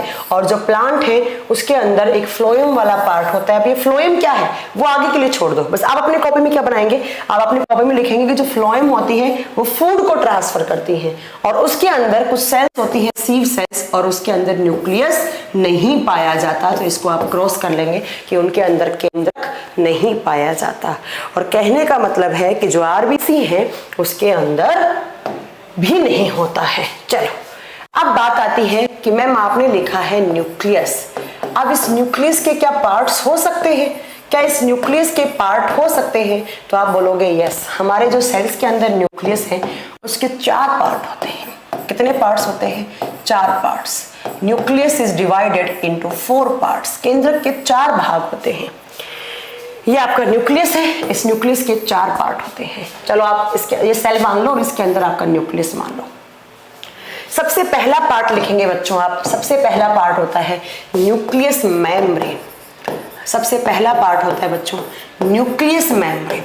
एक पढ़ाया था मैंने सेल मेम्ब्रेन या प्लाज्मा मेम्ब्रेन, राइट। एक मैंने आरबीसी में न्यूक्लियस होता है, कहां से पढ़ लिया आपने आशीष कुमार, आरबीसी में न्यूक्लियस होता है। ह्यूमंस की जो आरबीसी होती है उसके अंदर न्यूक्लियस नहीं होता है, याद रखिएगा। या मैमल्स की जो आरबीसी होती है उसके अंदर न्यूक्लियस नहीं होता है। जहां से भी आपने पढ़ा वो गलत पढ़ा। हाँ, एक ऊंट होता है और एक होता है आपका लामा, उनमें नहीं होता है। ठीक है, चलिए नेक्स्ट आप याद रखेंगे कि जो न्यूक्लियस है उसके 4 पार्ट होते हैं। सबसे पहला है न्यूक्लियस मेम्ब्रेन, को आपके केंद्रक की झिल्ली, केंद्रक के चारों तरफ एक झिल्ली पाई जाती है, एक मेम्ब्रेन लगी हुई होती है और उसको आप क्या बोलते हैं बच्चों? उसको आप न्यूक्लियस मेम्ब्रेन बोलते हैं। ठीक है, ये आपका न्यूक्लियस, इसके चारों तरफ ऐसे एक मेम्ब्रेन लगी हुई होती है और इस मेम्ब्रेन को क्या बोलेंगे आप? न्यूक्लियस मेम्ब्रेन बोलेंगे, राइट। अब आपसे एग्जाम में क्वेश्चन पूछा जाएगा कि ये जो न्यूक्लियस मेम्ब्रेन होती है वो किसकी बनी हुई होती है? आप बताओगे जो न्यूक्लियस मेम्ब्रेन है वो लिपोप्रोटीन की बनी होती है, या इसको लाइपोप्रोटीन बोलते हैं। किसकी? लाइपोप्रोटीन या लिपोप्रोटीन की बनी हुई होती है, लाइपोप्रोटीन। अब ये लाइपोप्रोटीन क्या होते हैं अभी समझाने बैठूंगी, 20 मिनट लग जाएंगे, आपको नहीं समझ में आएंगे, बट मैं एक प्रोटीन वाला पार्ट करवाऊंगी, वहां आपको बहुत अच्छे से समझ में आएगा। ठीक है, तो आप याद रखेंगे बच्चों। यस, आरबीसी सेल कभी भी डिवाइड नहीं होती है क्योंकि उसमें न्यूक्लियस नहीं होता है। चलिए तो आप याद रखेंगे कि जो आपका लाइपोप्रोटीन है उसकी बनी हुई होती है। एक बच्चा पूछ रहा है कि मैम जो WBC होती है उनके अंदर न्यूक्लियस होता है क्या? यस, जो WBC होती है उनके अंदर न्यूक्लियस पाया जाता है। ठीक है, चलिए, तो आप बताएंगे कि मैम न्यूक्लियस के चारों तरफ एक आवरण लगा हुआ होता है, उसको बोलते हैं आप न्यूक्लियस मेम्ब्रेन। और ये न्यूक्लियस मेम्ब्रेन किसकी बनी हुई होती है? आप बताएंगे वो लिपोप्रोटीन की या लाइपोप्रोटीन की बनी हुई होती है। अब बात आती है दूसरा पॉइंट, आपको यहाँ पर क्या याद रखना है, ये जो न्यूक्लियस मेम्ब्रेन है ना बच्चों, इसके अंदर ऐसे छोटे छोटे पोर से बने हुए होते हैं, इसके अंदर ऐसे छोटे छोटे छिद्र बने हुए होते हैं। और ये जो पोर्स है ना, इनको नाम दिया जाता है न्यूक्लियर पोर, इनको नाम दिया जाता है न्यूक्लियर पोर या केंद्र सूक्ष्म छिद्र, इनको नाम दिया जाता है केंद्र सूक्ष्म छिद्र। और इन पोर्स के थ्रू क्या होता है, इन पोर्स के थ्रू आपका जितना भी सेल के बाहर की साइड जो न्यूट्रिएंट्स हैं या कुछ थोड़ा बहुत पानी है, वो सब कुछ कहाँ आ जाता है? न्यूक्लियस के अंदर आ जाता है। ठीक है, आपको 2 पॉइंट याद रखना है। न्यूक्लियस के चारों तरफ मेम्ब्रेन होती है जो लाइपोप्रोटीन की बनी हुई होती है। इस मेम्ब्रेन के अंदर छोटे छोटे न्यूक्लियर पोर्स होते हैं जहां से न्यूट्रिएंट्स, पोषक तत्व, ग्लूकोज वगैरह जो भी आपके न्यूक्लियस को रिक्वायरमेंट होती है वो बाहर से आ जाता है। नेक्स्ट न्यूक्लियस मेम्ब्रेन के बाद आप दूसरा याद रखेंगे कि न्यूक्लियस के अंदर दूसरा कंपोनेंट कौन सा होता है। तो न्यूक्लियस के अंदर दूसरा कंपोनेंट जो आपका होता है उसको बोलते हैं न्यूक्लियोप्लाज्म। नेक्स्ट लिखेंगे न्यूक्लियोप्लाज्म। हिंदी में इसको बोलते हैं बच्चों केंद्रक द्रव। क्या बोलते हैं? केंद्रक द्रव। देखो, प्लाज्म का मतलब होता है लिक्विड या द्रव, न्यूक्लियो का मतलब क्या है बच्चों? केंद्रक। वो द्रव जो केंद्रक के अंदर होता है, ये आपका न्यूक्लियस है, इसके अंदर जो प्लाज्म होता है, जो लिक्विड होता है, उसको आप क्या नाम देंगे? उसको आप न्यूक्लियोप्लाज्म नाम देंगे। उसको आप क्या नाम देंगे? उसको आप न्यूक्लियर प्लाज्म नाम देंगे। ठीक है, चलिए, अब बात आता है ये न्यूक्लियोप्लाज्म का कलर कैसा होता है। ये एग्जाम में पूछा हुआ क्वेश्चन है कि देखो, एग्जाम में थोड़ा सा घुमाकर पूछा था। क्या पूछा था? एग्जाम में क्वेश्चन पूछा था कि जो न्यूक्लियस के उस कंपोनेंट का नाम बताइए जो कलरलेस होता है, जो रंगहीन होता है, जिसका कोई रंग नहीं होता। आप बताएंगे वो कौन सा है। आपका आंसर क्या आएगा बच्चों? वो न्यूक्लियोप्लाज्म है। न्यूक्लियस के अंदर जो लिक्विड होता है बच्चों, उसके अंदर कुछ भी, मैम क्या एनिमल में आरबीसी पाई जाती है? यस, एनिमल के खून होता है, खून जहां जहां खून है वहां आरबीसी है। तो आप याद रखिएगा कि न्यूक्लियोप्लाज्म में जो कलरलेस पार्ट होता है, न्यूक्लियस के अंदर जो कलरलेस पार्ट होता है, उसके अंदर क्या होते हैं? उसको बोलते हैं न्यूक्लियोप्लाज्म। उसको क्या बोलते हैं? न्यूक्लियोप्लाज्म। नेक्स्ट पॉइंट आप इसके बारे में क्या याद रखेंगे? नेक्स्ट पॉइंट आप इसके बारे में याद रखेंगे कि इसके अंदर होते क्या क्या चीज है। इस न्यूक्लियोप्लाज्म के अंदर क्या क्या होता है आप बताओगे? इस न्यूक्लियोप्लाज्म के अंदर क्रोमेटिन होते हैं। इस न्यूक्लियोप्लाज्म के अंदर क्या होते हैं? क्रोमेटिन होते हैं। अब मैम ये क्रोमेटिन क्या होते हैं आप बताओगे? It is a thread like structure. Thread का मतलब क्या होता है बच्चों? धागा। ये एक धागे नुमा संरचना होती है ऐसे, जो आगे चलकर आपका डीएनए और आरएनए बनाती है। जो आगे चलकर क्या है? डीएनए और आरएनए बनाती है। ठीक है, तो आप बताएंगे कि इसके अंदर क्रोमेटिन पाए जाते हैं न्यूक्लियस के अंदर। पहला पॉइंट न्यूक्लियस के अंदर, और न्यूक्लियस के कहां पर? न्यूक्लियोप्लाज्म के अंदर। दूसरा आप बताएंगे कि इसके अंदर होता है डीएनए। क्या होता है बच्चों? डीएनए। और क्या होता है? इसके अंदर होता है आरएनए। DNA, RNA. उसके बाद बताएंगे कि इसके अंदर होते हैं एक और सेल का कंपोनेंट जिनका नाम होता है राइबोसोम, और हिंदी में बोलते हैं उनको राइबोसोम। हिंदी में बोलते हैं उनको राइबोसोम। और कुछ यहाँ पर होते हैं बच्चों एंजाइम। क्या होते हैं? कुछ होते हैं यहाँ पर एंजाइम। तो आपसे एग्जाम में क्वेश्चन पूछा जाएगा बच्चों कि न्यूक्लियोप्लाज्म क्या होता है। आप बताएंगे न्यूक्लियस के अंदर एक कलरलेस लिक्विड होता है, उसको आप न्यूक्लियोप्लाज्म बोलते हैं। उसके अंदर क्या क्या स्ट्रक्चर पाई जाती है? किस किस की स्ट्रक्चर? क्रोमेटिन। क्रोमेटिन क्या होती है? धागे नुमा संरचनाएं होती हैं जो आगे चलकर क्या बनाती हैं? डीएनए और आरएनए। राइबोसोम्स होते हैं, एंजाइम्स होते हैं। तो ये दूसरा कंपोनेंट हो गया किसका? न्यूक्लियस का। ठीक है, हाँ, इसी क्रोमेटिन से आगे चलकर बच्चों डीएनए आरएनए फॉर्म होते हैं। चलिए, नेक्स्ट हम न्यूक्लियस का कौन सा पार्ट पढ़ेंगे? तीसरा पार्ट। तो नेक्स्ट अपना न्यूक्लियस का कंपोनेंट कौन सा हो जाएगा? न्यूक्लियोलस। नेक्स्ट कंपोनेंट का नाम लिखेंगे आप न्यूक्लियोलस। न्यूक्लियोलस। अब हिंदी में सेम नाम होगा न्यूक्लियोलस, हिंदी में कुछ अलग से नाम नहीं होगा। अब मैम ये न्यूक्लियोलस क्या होता है, तो बच्चों जरा ध्यान से सुनो। ये आपका सेल, ठीक है, हम कॉमन सेल की बात कर रहे हैं, और न्यूक्लियस तो दोनों में होगा, चाहे प्लांट हो चाहे एनिमल। इस सेल के अंदर मैम ये हमारा न्यूक्लियस है, ये हमारा न्यूक्लियस के अंदर जो लिक्विड है वो है, और यहाँ पर एक और स्ट्रक्चर होती है, उसको आप क्या बोलते हैं, इसको हम बोलते हैं न्यूक्लियोलस। और न्यूक्लियोलस क्या होता है, ये वो पार्ट है जो सबसे पहले सेल डिवीजन करना स्टार्ट करता है। अब सेल डिवीजन क्या होता है बच्चों, वो प्रोसेस जिसके थ्रू एक सेल अपने आप को डिवाइड करती है, उसको आप सेल डिवीजन बोलते हैं, कोशिका विभाजन। याद करो कल की क्लास मैंने आपको बताया था कि हमारी जो सेल्स होती हैं वो एक सेल है, उसने अपने आप को डिवाइड किया और ऐसे बहुत सारी नई सेल्स बना दी। तो वो प्रोसेस जिसके थ्रू सेल क्या करता है, डिवाइड करता है अपने आप को, उसको क्या बोलते हैं, सेल डिवीजन। तो आपसे एग्जाम में क्वेश्चन पूछा जाएगा कि सेल के उस कंपोनेंट का नाम बताओ जो सबसे पहले सेल डिवीजन में या सेल डिवीजन को इनिशिएट करता है, सेल डिवीजन कोशिका विभाजन की शुरुआत करता है। तो आप बताएंगे कि जब भी सेल डिवीजन होना स्टार्ट होता है तो सबसे पहले कौन सा सेल का कंपोनेंट या न्यूक्लियस का कंपोनेंट डिवाइड होना स्टार्ट करता है, आप क्या बताएंगे, वो न्यूक्लियोलस होता है। ठीक है, वो कौन सा, वो आप बताएंगे न्यूक्लियोलस। चलो, तो 3 कंपोनेंट हो गए किसके, न्यूक्लियस के। हम पढ़ क्या रहे हैं, हम सेल में न्यूक्लियस, और न्यूक्लियस के भी कंपोनेंट्स पढ़ रहे हैं हम, जिसमें से 3 हो गए। तो इसमें आप क्या पॉइंट रखेंगे न्यूक्लियोलस में, आप लिखेंगे इसके अंदर कि it initiate cell division process. ठीक है, या कोशिका विभाजन की प्रोसेस को या कोशिका विभाजन की प्रक्रिया की शुरुआत करता है। चलो नेक्स्ट आप लिखेंगे कि इसके अंदर न्यूक्लियस के अंदर होते हैं कुछ क्रोमेटिन। क्या होते हैं, क्रोमेटिन।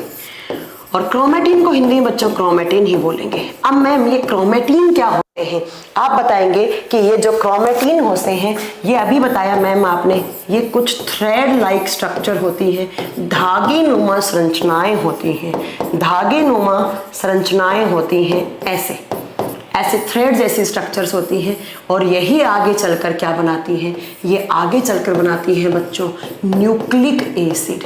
और न्यूक्लिक एसिड्स क्या होते हैं, वो एसिड, वो अम्ल जो किसके अंदर है, केंद्रक के अंदर।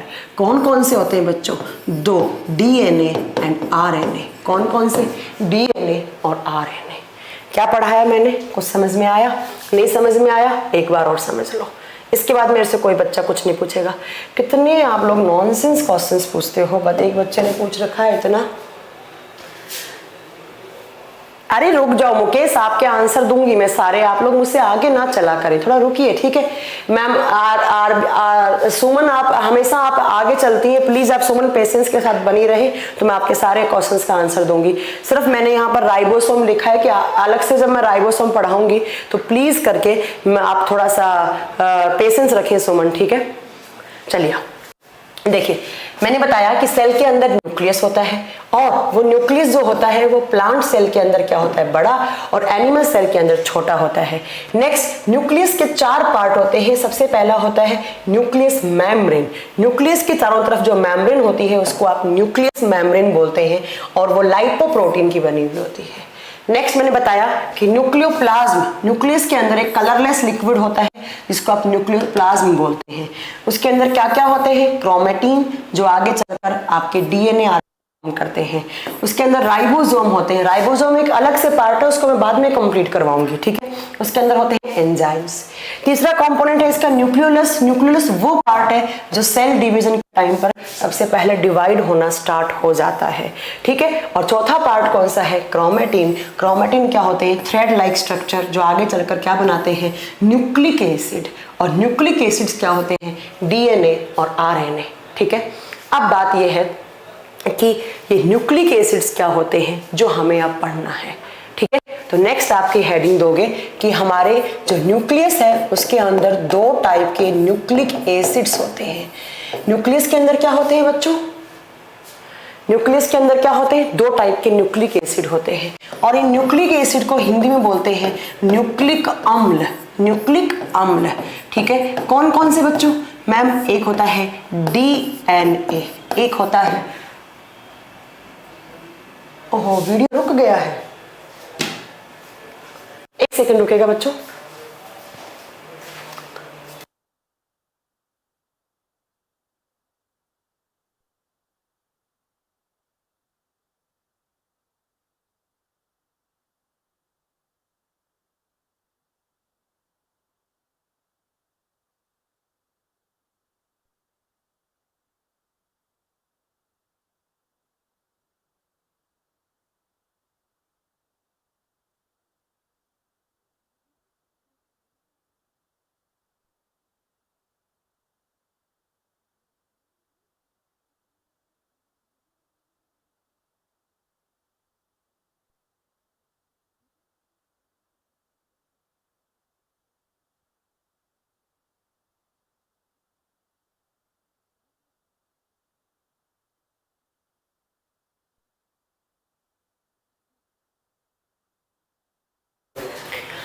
अच्छा, अभी सही चल गया है मैम? वीडियो नहीं चल रहा है, कोई टेक्निकल इश्यू हुआ है।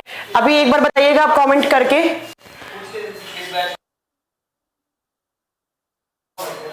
प्लीज एक बार देखिएगा वीडियो अभी सही हुआ है क्या?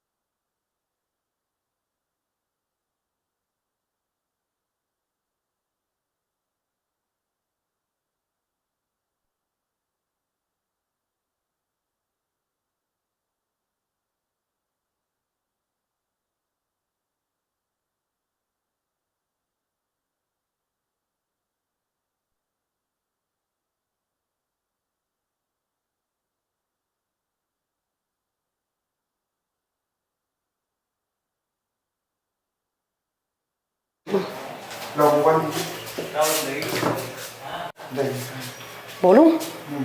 अच्छा, अभी देखिएगा एक बार क्लास, एक बार रिफ्रेश कर लीजिए आप प्लीज।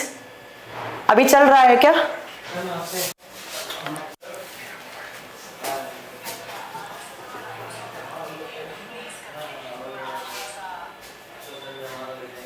अब घूम गया सेंटर पर।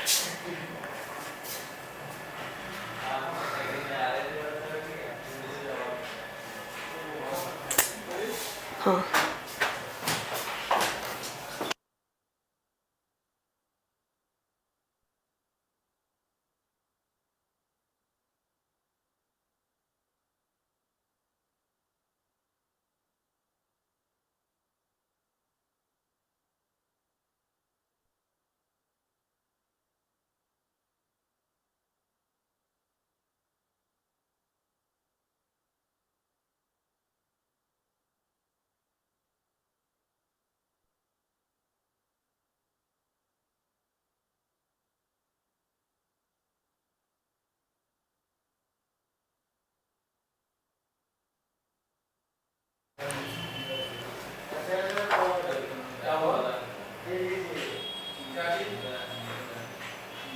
कहाँ पर है?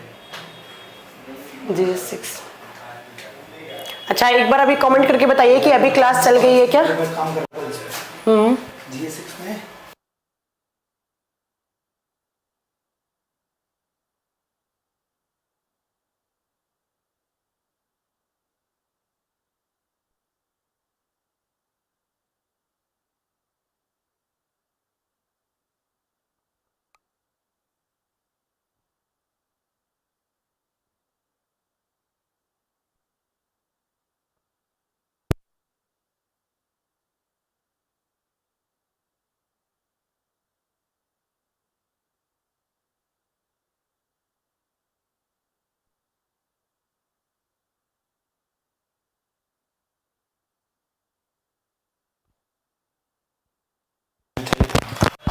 चलिए अभी साउंड भी सही हो गई होगी, एक्चुअली वो बैटरी प्रॉब्लम थी, तो बैटरी लो हो गई थी तो वो चेंज कर दी है। ठीक है, ओके। आप जो पढ़ाते हैं वो मैं क्लास में बच्चों को समझाता हूँ, आप तो मत ही समझाएं, नल नाम के जो भी हैं आप, आपका तो नंबर ब्लॉक होने वाला है, आप बहुत बकवास करते हैं। क्या कर रहा था आज? चलिए चलिए, चल रहा है, साउंड नहीं है।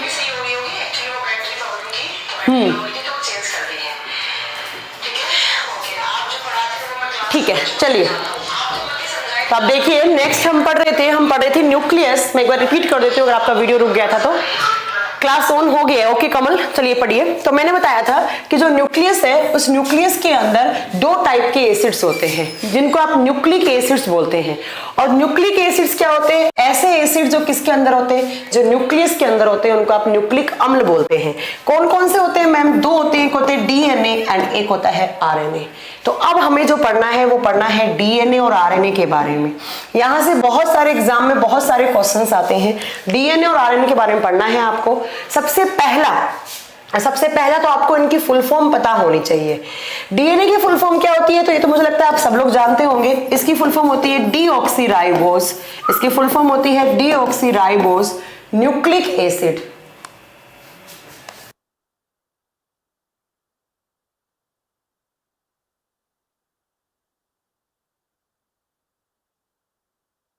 हाँ देखिए, डीएनए का फुल फॉर्म होता है deoxyribose nucleic acid. Deoxyribose nucleic acid. अब हिंदी मीडियम वाले बच्चों को मैं बता दूं, सेम नाम हिंदी में होगा, डीऑक्सीराइबोस न्यूक्लिक एसिड की जगह अम्ल हो जाएगा। ठीक है, और आरएनए का फुल फॉर्म होता है राइबोस न्यूक्लिक एसिड। आरएनए का फुल फॉर्म होता है बच्चों राइबोस न्यूक्लिक एसिड, या हिंदी में आप क्या लिखेंगे? राइबोस न्यूक्लिक अम्ल। देखो, न्यूक्लिक एसिड का मतलब क्या है? वो एसिड जो कहां पर है? जो डीएनए के अंदर है। वो एसिड जो कहां पर है? जो एसिड आपसे एग्जाम में कभी क्वेश्चन पूछे कि डीएनए और आरएनए किस फॉर्म में होते हैं, आप क्या बताएंगे? डीएनए और आरएनए मैम न्यूक्लिक एसिड की फॉर्म में होते हैं, न्यूक्लिक अम्ल की फॉर्म में होते हैं। मैम आरएनए क्या होता है? पुनीत कुमार थोड़ा पेशेंस नहीं रख सकते क्या? मैं सब बताऊंगी कि क्या होता है आरएनए। अब नेक्स्ट आता है यहां से कि जो डीएनए और आरएनए है उनकी खोज किसने की थी? उनकी खोज किसने की थी? देखिए, आपने स्कूल में एक डायग्राम बनाया होगा डीएनए का ऐसे। ठीक है, मैं अगर आपसे यहां से ना दो टाइप के क्वेश्चन आते हैं, जरा ध्यान से सुनिए। कौन कौन से क्वेश्चन? एक क्वेश्चन आते हैं कि जो न्यूक्लिक एसिड है, मतलब जो डीएनए और आरएनए, इनके बारे में सबसे पहले किसने बताया था कि भाई ऐसे कुछ एसिड्स हैं जो हमारे न्यूक्लियस के अंदर हैं? तो आपका आंसर होगा कि, और जो आपका न्यूक्लिक एसिड है उसके बारे में फ्रेडरिक मिशर करके नाम के साइंटिस्ट ने बताया था। फ्रेडरिक मिशर नाम के साइंटिस्ट ने सबसे पहले बताया था कि हमारे जो सेल्स हैं उनके अंदर न्यूक्लियस है, और न्यूक्लियस के अंदर क्या होता है बच्चों? तो न्यूक्लिक एसिड्स होते हैं। और न्यूक्लिक एसिड्स कौन कौन से होते हैं? डीएनए और आरएनए। तो आपसे एग्जाम में क्वेश्चन पूछा जाए कि न्यूक्लिक एसिड के बारे में सबसे पहले बताने वाले साइंटिस्ट कौन से हैं, आप बताएंगे Friedrich Miescher. But Friedrich Miescher ने क्या किया? न्यूक्लिक एसिड्स के बारे में बताया, और फ्रेडरिक मिशर ने सिर्फ आरएनए का मॉडल दिया था कि भाई आरएनए कैसी स्ट्रक्चर होगी। तो आप यहां पर सबसे पहला यहां पर लिखेंगे कि जो आरएनए का मॉडल है, आरएनए का जो मॉडल है वो किसके द्वारा दिया गया था? आप बताएंगे वो फ्रेडरिक मिशर के द्वारा दिया गया था। आप लिखेंगे अपनी कॉपी में, पहला क्या लिखेंगे कि न्यूक्लिक एसिड के बारे में किसने बताया? Friedrich Miescher. और आरएनए के मॉडल के बारे में किसने बताया? Friedrich Miescher. बट यहां पर जो डीएनए का ये जो मॉडल है ना, ये किसने दिया था? तो आप क्वेश्चन से क्या करेंगे? ये दिया था मैम वॉटसन एंड क्रिक नाम के साइंटिस्ट ने। दो साइंटिस्ट एक साथ मिले थे, वॉटसन एंड क्रिक। क्या बताया मैंने? न्यूक्लिक एसिड के बारे में सबसे पहले फ्रेडरिक मिशर ने बताया था, जबकि जो आपके डीएनए है उसके बारे में उसका जो मॉडल था वो वॉटसन और क्रिक ने दिया, और आरएनए का जो मॉडल है वो फ्रेडरिक मिशर ने दिया। किसने दिया बच्चों? फ्रेडरिक मिशर ने दिया। ठीक है, चलो नेक्स्ट यहाँ मैम बीएसएसडी में क्वेश्चन आया था कि न्यूक्लिक एसिड में नाइट्रोजन होता है क्या? आपका आंसर होता है यस, होता है। आपको आगे समझ में आएगा, रवीना मीना आपको आगे आपको मैं समझाऊंगी कि वो न्यूक्लिक नाइट्रोजन किस फॉर्म में होता है। ठीक है, चलो नेक्स्ट यहां से क्वेश्चन क्या आता है कि जो डीएनए और आरएनए है ये कहां कहां होते हैं? अगर मैं बात करूं, यहां की साइड लिखूं मैं डीएनए और यहां की साइड लिखूं मैं आरएनए। सेल के अंदर ये डीएनए आरएनए कहां कहां होते हैं? तो जरा डीएनए की बात करती हूं मैं, ये कहां कहां होते हैं? ये तीन जगह होते हैं सेल के अंदर। पहला होता है ये न्यूक्लियस के अंदर, केंद्रक के अंदर आपका डीएनए होता है, राइट। मैम केंद्रक के अंदर तो होगा ही होगा, न्यूक्लिक एसिड नाम है तो होगा ही होगा, ठीक है। नेक्स्ट है आपका कि ये जो डीएनए है बच्चों वो माइटोकॉन्ड्रिया में भी होता है। कहाँ होता है वो? माइटोकॉन्ड्रिया में होता है, ठीक है। तीसरा है एक प्लांट सेल के अंदर एक अलग से कंपोनेंट होता है जिसका नाम होता है बच्चों क्लोरोप्लास्ट। जिसका नाम क्या होता है बच्चों? क्लोरोप्लास्ट, और जिसको हिंदी मीडियम वाले बच्चे लिखेंगे प्रणहरित, जिसमें हरे रंग वाले पिगमेंट्स होते हैं। तो हमारी सेल्स के अंदर अगर वो एनिमल सेल है, ध्यान से सुनना, अगर वो एनिमल सेल है तो कहां कहां होगा डीएनए? एक तो न्यूक्लियस में होगा, एक माइटोकॉन्ड्रिया में होगा। ये आपका सेल, ये सेल का न्यूक्लियस, एक तो डीएनए यहां है, एक कंपोनेंट और होता है, आगे पढ़ोगे आप, माइटोकॉन्ड्रिया, उसके अंदर होता है। एक कंपोनेंट है जो सिर्फ आपकी प्लांट सेल्स के अंदर होता है जिसको बोलते हैं आप क्लोरोप्लास्ट। तो अगर ये सेल प्लांट की है तो यहां भी डीएनए, यहां भी डीएनए, यहां भी डीएनए। आपसे एग्जाम में क्वेश्चन पूछा जाएगा कि न्यूक्लियस को छोड़कर वो कौन कौन से कंपोनेंट हैं जिनके पास खुद का डीएनए होता है। आपका आंसर क्या होगा? Mitochondria and chloroplast. But ma'am chloroplast सिर्फ किस में होता है? प्लांट सेल में होता है। अब ये क्लोरोप्लास्ट क्या होता है अभी का पार्ट नहीं, बाद का पार्ट है, पढ़ेंगे। तो डीएनए देखेंगे तो यहां यहां होगा। अब अगर आरएनए देखना है आपको आरएनए देखना है तो वो कहां होता है? तो आरएनए एक तो बच्चों न्यूक्लियस के अंदर होता है, एक तो कहां होता है आरएनए? केंद्रक के अंदर होता है, और दूसरा कहां होता है? तो आप एक नाम लिखेंगे, नया टर्म है आपके लिए, साइटोप्लाज्म। साइटो का मतलब क्या होता है? कोशिका। प्लाज्म का मतलब क्या बताया था? द्रव। तो कोशिका द्रव। अब ये कोशिका द्रव कहां होता है? तो जरा ध्यान से सुनिएगा कि कोशिका द्रव कहां होता है। ये आपकी सेल, ये आपका न्यूक्लियस, और न्यूक्लियस और सेल के बीच में एक जेली जैसा लिक्विड होता है। जेली टॉफी खाते हैं ना, जेली लिक्विड। इस लिक्विड को बोलते हैं बच्चों क्या? इसको बोलते हैं साइटोप्लाज्म। इसका नाम क्या होता है? साइटोप्लाज्म। वो लिक्विड जो कहां पर होता है? सेल के अंदर। कहां पर? ये न्यूक्लियस मेम्ब्रेन है, ये न्यूक्लियस की मेम्ब्रेन मान लो। ये कौन सी मेम्ब्रेन है? ये प्लाज्मा मेम्ब्रेन है। न्यूक्लियस मेम्ब्रेन, प्लाज्मा मेम्ब्रेन के बीच में एक जेली जैसा एक गाढ़ा द्रव होता है जिसको आप साइटोप्लाज्म बोलते हैं, और उसके अंदर क्या होता है? उसके अंदर आरएनए होता है। आरएनए एक यहां था और एक कहां हो गया? यहां हो गया। तो आपसे एग्जाम में क्वेश्चन पूछे कि मैम क्या वायरस में भी आरएनए होता है क्या? यस, वायरस में भी आरएनए होता है, ठीक है। आगे बताऊंगी मैं। अब वायरस जो होते हैं, कुछ वायरस में तो डीएनए भी होता है और कुछ वायरस में सिंगल स्टैंडर्ड डीएनए होते हैं, कुछ में डबल स्टैंडर्ड डीएनए होता है, ठीक है। वो आगे की बात है, अभी नहीं बात करेंगे। आपने पूछा है सौरभ कुमार वायरस में न्यूक्लिक एसिड होता है, मेरा आंसर है यस, ठीक है। चलिए, तो आप याद रखेंगे कि साइटोप्लाज्म के अंदर क्या होता है? आरएनए होता है। चलो मैम, ये भी हो गया एक डिफरेंस आपका डीएनए और आरएनए के अंदर। नेक्स्ट डिफरेंस पे आते हैं बच्चों। नेक्स्ट हम क्या पढ़ते हैं? नेक्स्ट हम पढ़ेंगे इस डीएनए और आरएनए के बारे में। अगर मैं डीएनए की बात करूं तो आपने स्कूल में डायग्राम कैसा बनाया था डीएनए का? बिल्कुल ऐसा बनाया होगा, एक बार ऐसे फिर एक बार ऐसे। कितने स्ट्रैंड हो गए? 2, ठीक है। कितने हो गए? 2। तो आप बताएंगे कि एक तो ये स्ट्रैंड है, एक ये है, और इनको बोलते हैं हेलिक्स। और हेलिक्स का मतलब होता है कुंडलित, हिंदी में होता है कुंडलित। तो मैं आपको बताऊं, जो डीएनए होता है वो कैसा होता है? वो डबल हेलिक्स होते हैं, उसके अंदर 2 कुंडलियां होती हैं, ठीक है। दूसरा, अगर आप बात करें आरएनए की, तो आरएनए बच्चों सिंगल हेलिक्स होता है। तो आपसे पूछा जाए कि कौन सा न्यूक्लिक एसिड है जो सिंगल हेलिक्स है, आपका आंसर क्या होगा?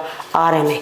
कौन सा न्यूक्लिक एसिड है कौन सा न्यूक्लिक एसिड है जो डबल हेलिक्स है? आपका आंसर क्या होगा? वो डीएनए है। क्या आंसर होगा आपका? डीएनए। चलो मैम, इतनी बात हो गई। अब बात आती है कि मैम ये डीएनए आरएनए होते क्या हैं? ये डीएनए आरएनए होते क्या हैं, किसके बने हुए होते हैं? तो मैं आपको बताऊं, ये जो डीएनए और आरएनए होते हैं ये न्यूक्लियोटाइड्स के बने हुए होते हैं। आप बताएंगे कि जो न्यूक्लिक एसिड्स होते हैं, nucleic acids are made up of nucleotides. जो न्यूक्लिक एसिड है वो किसके बने हुए हैं बच्चों? वो न्यूक्लियोटाइड्स के बने हुए होते हैं, और हिंदी में भी क्या नाम होगा कि न्यूक्लिक अम्ल न्यूक्लियोटाइड के बने हुए होते हैं। अब मैम एक नया टर्म आ गया हमारे सामने, ये न्यूक्लियोटाइड्स क्या होते हैं? जरा ध्यान से सुनिएगा, एनडीए के एग्जाम में ये क्वेश्चन आता है, ठीक है। चलो देखो क्या क्या होता है। न्यूक्लियोटाइड्स होते हैं सुगर। सुगर का मतलब क्या होता है? यहां पर सुगर का मतलब है बच्चों कार्बोहाइड्रेट, जो कार्बन, हाइड्रोजन और ऑक्सीजन से मिलकर बना हुआ हो, उसको बोलते हैं आप सुगर। दूसरा, यहां पर कुछ होते हैं बेस, और बेस क्या होते हैं बच्चों? क्षार। बेस की हिंदी क्या होती है? क्षार। और यहां पर होता है फॉस्फोरिक एसिड। कौन सा एसिड होता है? Phosphoric acid. आपसे एग्जाम में क्वेश्चन पूछा जाएगा कि डीएनए और आरएनए के स्ट्रक्चर में कौन सा अम्ल होता है, आप क्या बताएंगे? आप क्या बताएंगे बच्चों? आप बताएंगे फॉस्फोरिक एसिड, फॉस्फोरिक अम्ल। आपसे एग्जाम में पूछा जाएगा कि न्यूक्लियोटाइड्स कौन कौन से कंपोनेंट के बने हुए होते हैं, आपके पास आंसर आएगा उसमें कुछ सुगर्स होती हैं। अब वो सुगर कौन सी है बात की बात करेंगे, ठीक है। दूसरा मैम कुछ क्षार होते हैं, बेस होते हैं, वो भी आगे बताएंगे क्या होता है। नेक्स्ट कौन सा एसिड? Phosphoric acid. अब जरा ध्यान से सुनो मेरा एक पॉइंट, ध्यान से मेरा एक पॉइंट सुनिएगा। सुगर प्लस बेस को कहा जाता है न्यूक्लियोसाइड। सुगर प्लस बेस को कहा जाता है न्यूक्लियोसाइड। स्पेलिंग थोड़ा सा गलत हो गया, सही लिखिए, न्यूक्लियोसाइड। अब आप मेरे एक क्वेश्चन का आंसर दो, क्या मैं ये कह सकती हूं कि जो आपके डीएनए आरएनए हैं वो न्यूक्लियोसाइड और फॉस्फोरिक एसिड के बने हुए होते हैं? यस मैम, आप कह सकते हैं, क्योंकि न्यूक्लियोसाइड क्या होते हैं? Sugar plus base. तो आप बताएंगे कि न्यूक्लियोटाइड क्या है? टी लग जाएगा तो क्या हो जाएगा? फॉस्फोरिक एसिड जुड़ जाएगा। बट अगर न्यूक्लियोसाइड हो गया तो आप क्या बताएंगे बच्चों? तो आप बताएंगे वो सुगर प्लस बेस के बने हुए होते हैं, वो सुगर प्लस बेस। तो आपके पास कभी एग्जाम में आ जाए न्यूक्लियोटाइड्स इज इक्वल टू, तो आप बताएंगे न्यूक्लियोसाइड्स प्लस फॉस्फोरिक एसिड, ठीक है। प्लस क्या हो जाएगा? Phosphoric acid. चलिए अब आती है मैम डीएनए आरएनए में और क्या डिफरेंस होता है। तो बच्चों जो डीएनए और आरएनए का जो डिफरेंस है, मैंने अभी बोला डीएनए आरएनए न्यूक्लियोटाइड्स के बने हुए होते हैं, ठीक है। और न्यूक्लियोटाइड, जो न्यूक्लियोटाइड है, ठीक है, जरा सुनिएगा, न्यूक्लियोटाइड्स में क्या होते हैं? सुगर होती है, ठीक है। अब आपसे क्वेश्चन पूछा जाएगा कि डीएनए में कौन सी सुगर है और आरएनए में कौन सी सुगर है। जरा ध्यान दीजिएगा, डीएनए में जो सुगर होती है उसको बोलते हैं डीऑक्सीराइबोज सुगर, डीऑक्सीराइबोज सुगर। और जो आरएनए होता है उसके अंदर कौन सी सुगर होती है? आप बताएंगे आरएनए के अंदर राइबोज सुगर होता है, इसलिए ये आरएनए है और ये डीएनए है, ये आरएनए और ये डीएनए। एक मैं आपको डिफरेंस और बताऊं, जरा बताइएगा। यहां पर है डाई, डाई का मतलब क्या होता है? दो। यहां पर सिंगल है राइबोस, यहां पर बच्चों क्या होता है? आप बताएंगे यहां पर दो सुगर होती हैं। और कौन सी सुगर आप बताओगे? डीएनए में दो पेंटोज सुगर होती है। कौन सी सुगर? दो पेंटोज सुगर। अब किसी को तो ये भी नहीं पता पेंटोज का मतलब क्या होता है? 5 कार्बन वाली सुगर। कौन सी सुगर? 5 कार्बन वाली सुगर। आपसे एग्जाम में पूछा जाए कि डीएनए में कितने कार्बन की सुगर होती है, आप बताएंगे 5। और कितनी सुगर होती हैं? 2, इसलिए इसका नाम क्या पड़ गया? डाईऑक्सीराइबोज सुगर। बट मैम पीएमटी में भी यहीं से आते हैं क्वेश्चन। हाँ अंकित, पीएमटी का थोड़ा सा लेवल बढ़ जाता है और बाकी आपके कंपटीशन एग्जाम के लिए बहुत मोर देन सफिशिएंट है अंकित राठौड़, ठीक है बच्चा। चलिए अब बात आती है आरएनए में। आरएनए में एक सुगर होती है बट होगी यहाँ पर भी पेंटोज। आप बताएंगे कि यहाँ पर एक सुगर होगी बट यहाँ पर कितनी सुगर थी? आप बताएंगे यहाँ पर मैम 2 सुगर थी। ये मेन डिफरेंस है। एक और आप क्या बताएंगे? यहाँ डीऑक्सीराइबोज सुगर बट वो 2 होती है। कितने कार्बन वाली सुगर? 5 कार्बन वाली। ऐसे बनाई होगी ना स्कूल में, 5 कार्बन वाली ऐसे बनाई ना कभी सुगर? अगर नहीं बनाई तो आगे पढ़ाएंगे हम आपको, ठीक है। चलो नेक्स्ट चलते हैं हम डीएनए आरएनए में, और क्या पढ़ सकते हैं हम डीएनए और आरएनए में। नेक्स्ट हम पढ़ेंगे जो डीएनए और आरएनए है, पहले हम पढ़ेंगे डीएनए के बारे में। पहले हम पढ़ेंगे यहां पर डीएनए के बारे में। आपने स्कूल में जब डीएनए का डायग्राम बनाया था बच्चों, तो आपने वहां पर ऐसा बनाया होगा डायग्राम। जरा ध्यान से सुनिएगा एक एक बात, अगर कुछ एक लाइन भी स्किप कर दोगे ना तो सच्ची बता रही हूं आपको कुछ समझ में नहीं आएगा। आपने बिल्कुल ऐसे ही डीएनए का डायग्राम बनाया होगा, फिर आपने गौर से देखा होगा बच्चों, तो आज भी देखें ना अपनी बुक उठाकर, यहां लिखा होता है A double bond T C triple bond G, A double bond T C triple bond G, ऐसे ही वापस A double bond T C triple bond G, A double bond T C triple bond G, पक्का देखा होगा। ऐसे ही वापस यहाँ आया होगा A double bond T C triple bond G, A double bond T C triple bond G, देखा है कुछ?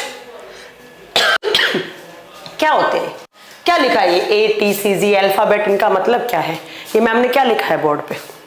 तो देखो ये मैम ने लिखे हैं बच्चों, इनको बोलते हैं नाइट्रोजीनियस बेस। इनको क्या बोलते हैं?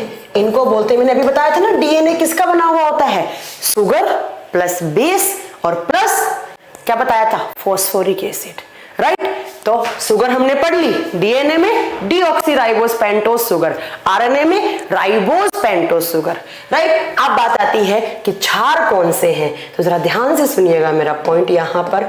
ये होते हैं नाइट्रोजीनियस, ये नहीं आएगा आगे, नाइट्रोजीनियस बेस, हिंदी में लिखेंगे नाइट्रोजन युक्त क्षार। अभी मुझसे एक बच्चे ने क्वेश्चन पूछा था कि मैम क्या न्यूक्लिक एसिड में नाइट्रोजन होता है, मैंने आंसर दिया था यस, न्यूक्लिक एसिड में नाइट्रोजन होता है। जो किसी बच्चे ने बताया था कि डीएसएसबी के एग्जाम में क्वेश्चन आया था, तो आपका आंसर वहां पर यस होना चाहिए था।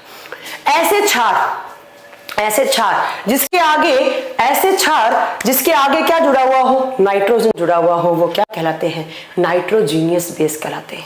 अब आपसे एग्जाम में क्वेश्चन पूछा जाएगा कि नाइट्रोजीनियस बेस कितने टाइप के होते हैं, आप बताओगे 2 टाइप के होते हैं। पहला है प्यूरीन, पहला कौन सा है बच्चों, आप बताएंगे पहला है प्यूरीन, दूसरा होता है पीरीमिडिन, हिंदी में लिखेंगे नाम सेम नाम होगा, पहला है प्यूरीन, दूसरा है पीरीमिडीन,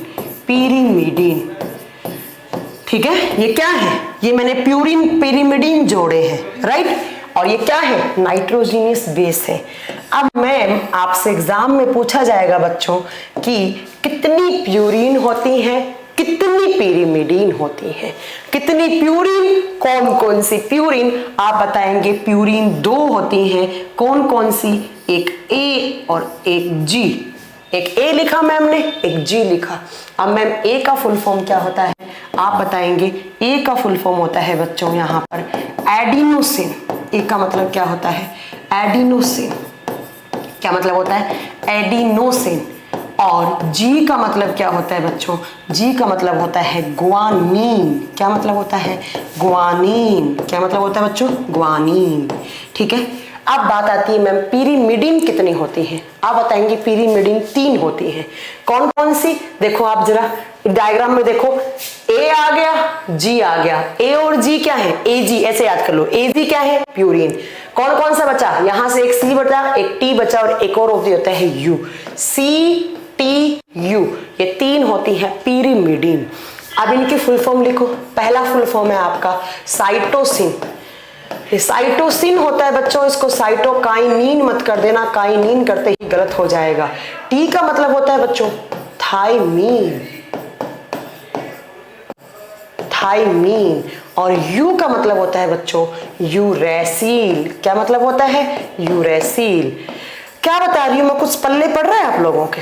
मैंने बताया कि ये जो डीएनए आरएनए होते हैं बच्चों, इनके अंदर कुछ बेस होते हैं, कुछ क्षार होते हैं, ठीक है, उनको बोलते हैं आप नाइट्रोजीनियस बेस। 2 टाइप के होते हैं, एक होते हैं प्यूरीन, एक होते हैं पीरीमिडीन।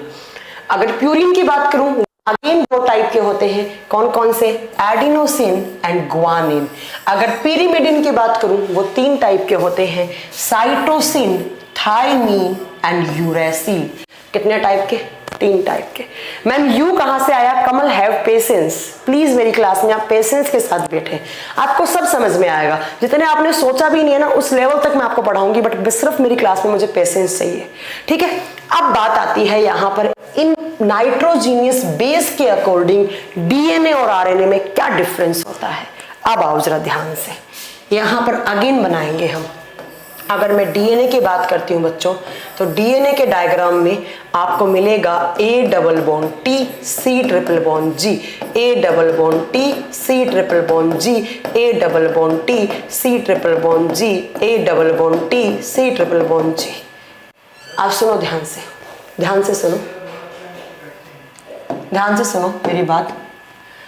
ये जो मैं डबल और ट्रिपल क्या बना रही हूं, मैं ये बॉन्ड बना रही हूं, मैं ये बंध बना रही हूं। ये आपस में जो बेस होते हैं वो बॉन्ड के थ्रू जुड़े हुए होते हैं। अब मैम बॉन्ड तो बहुत सारे होते हैं, हमने केमिस्ट्री में सुना है।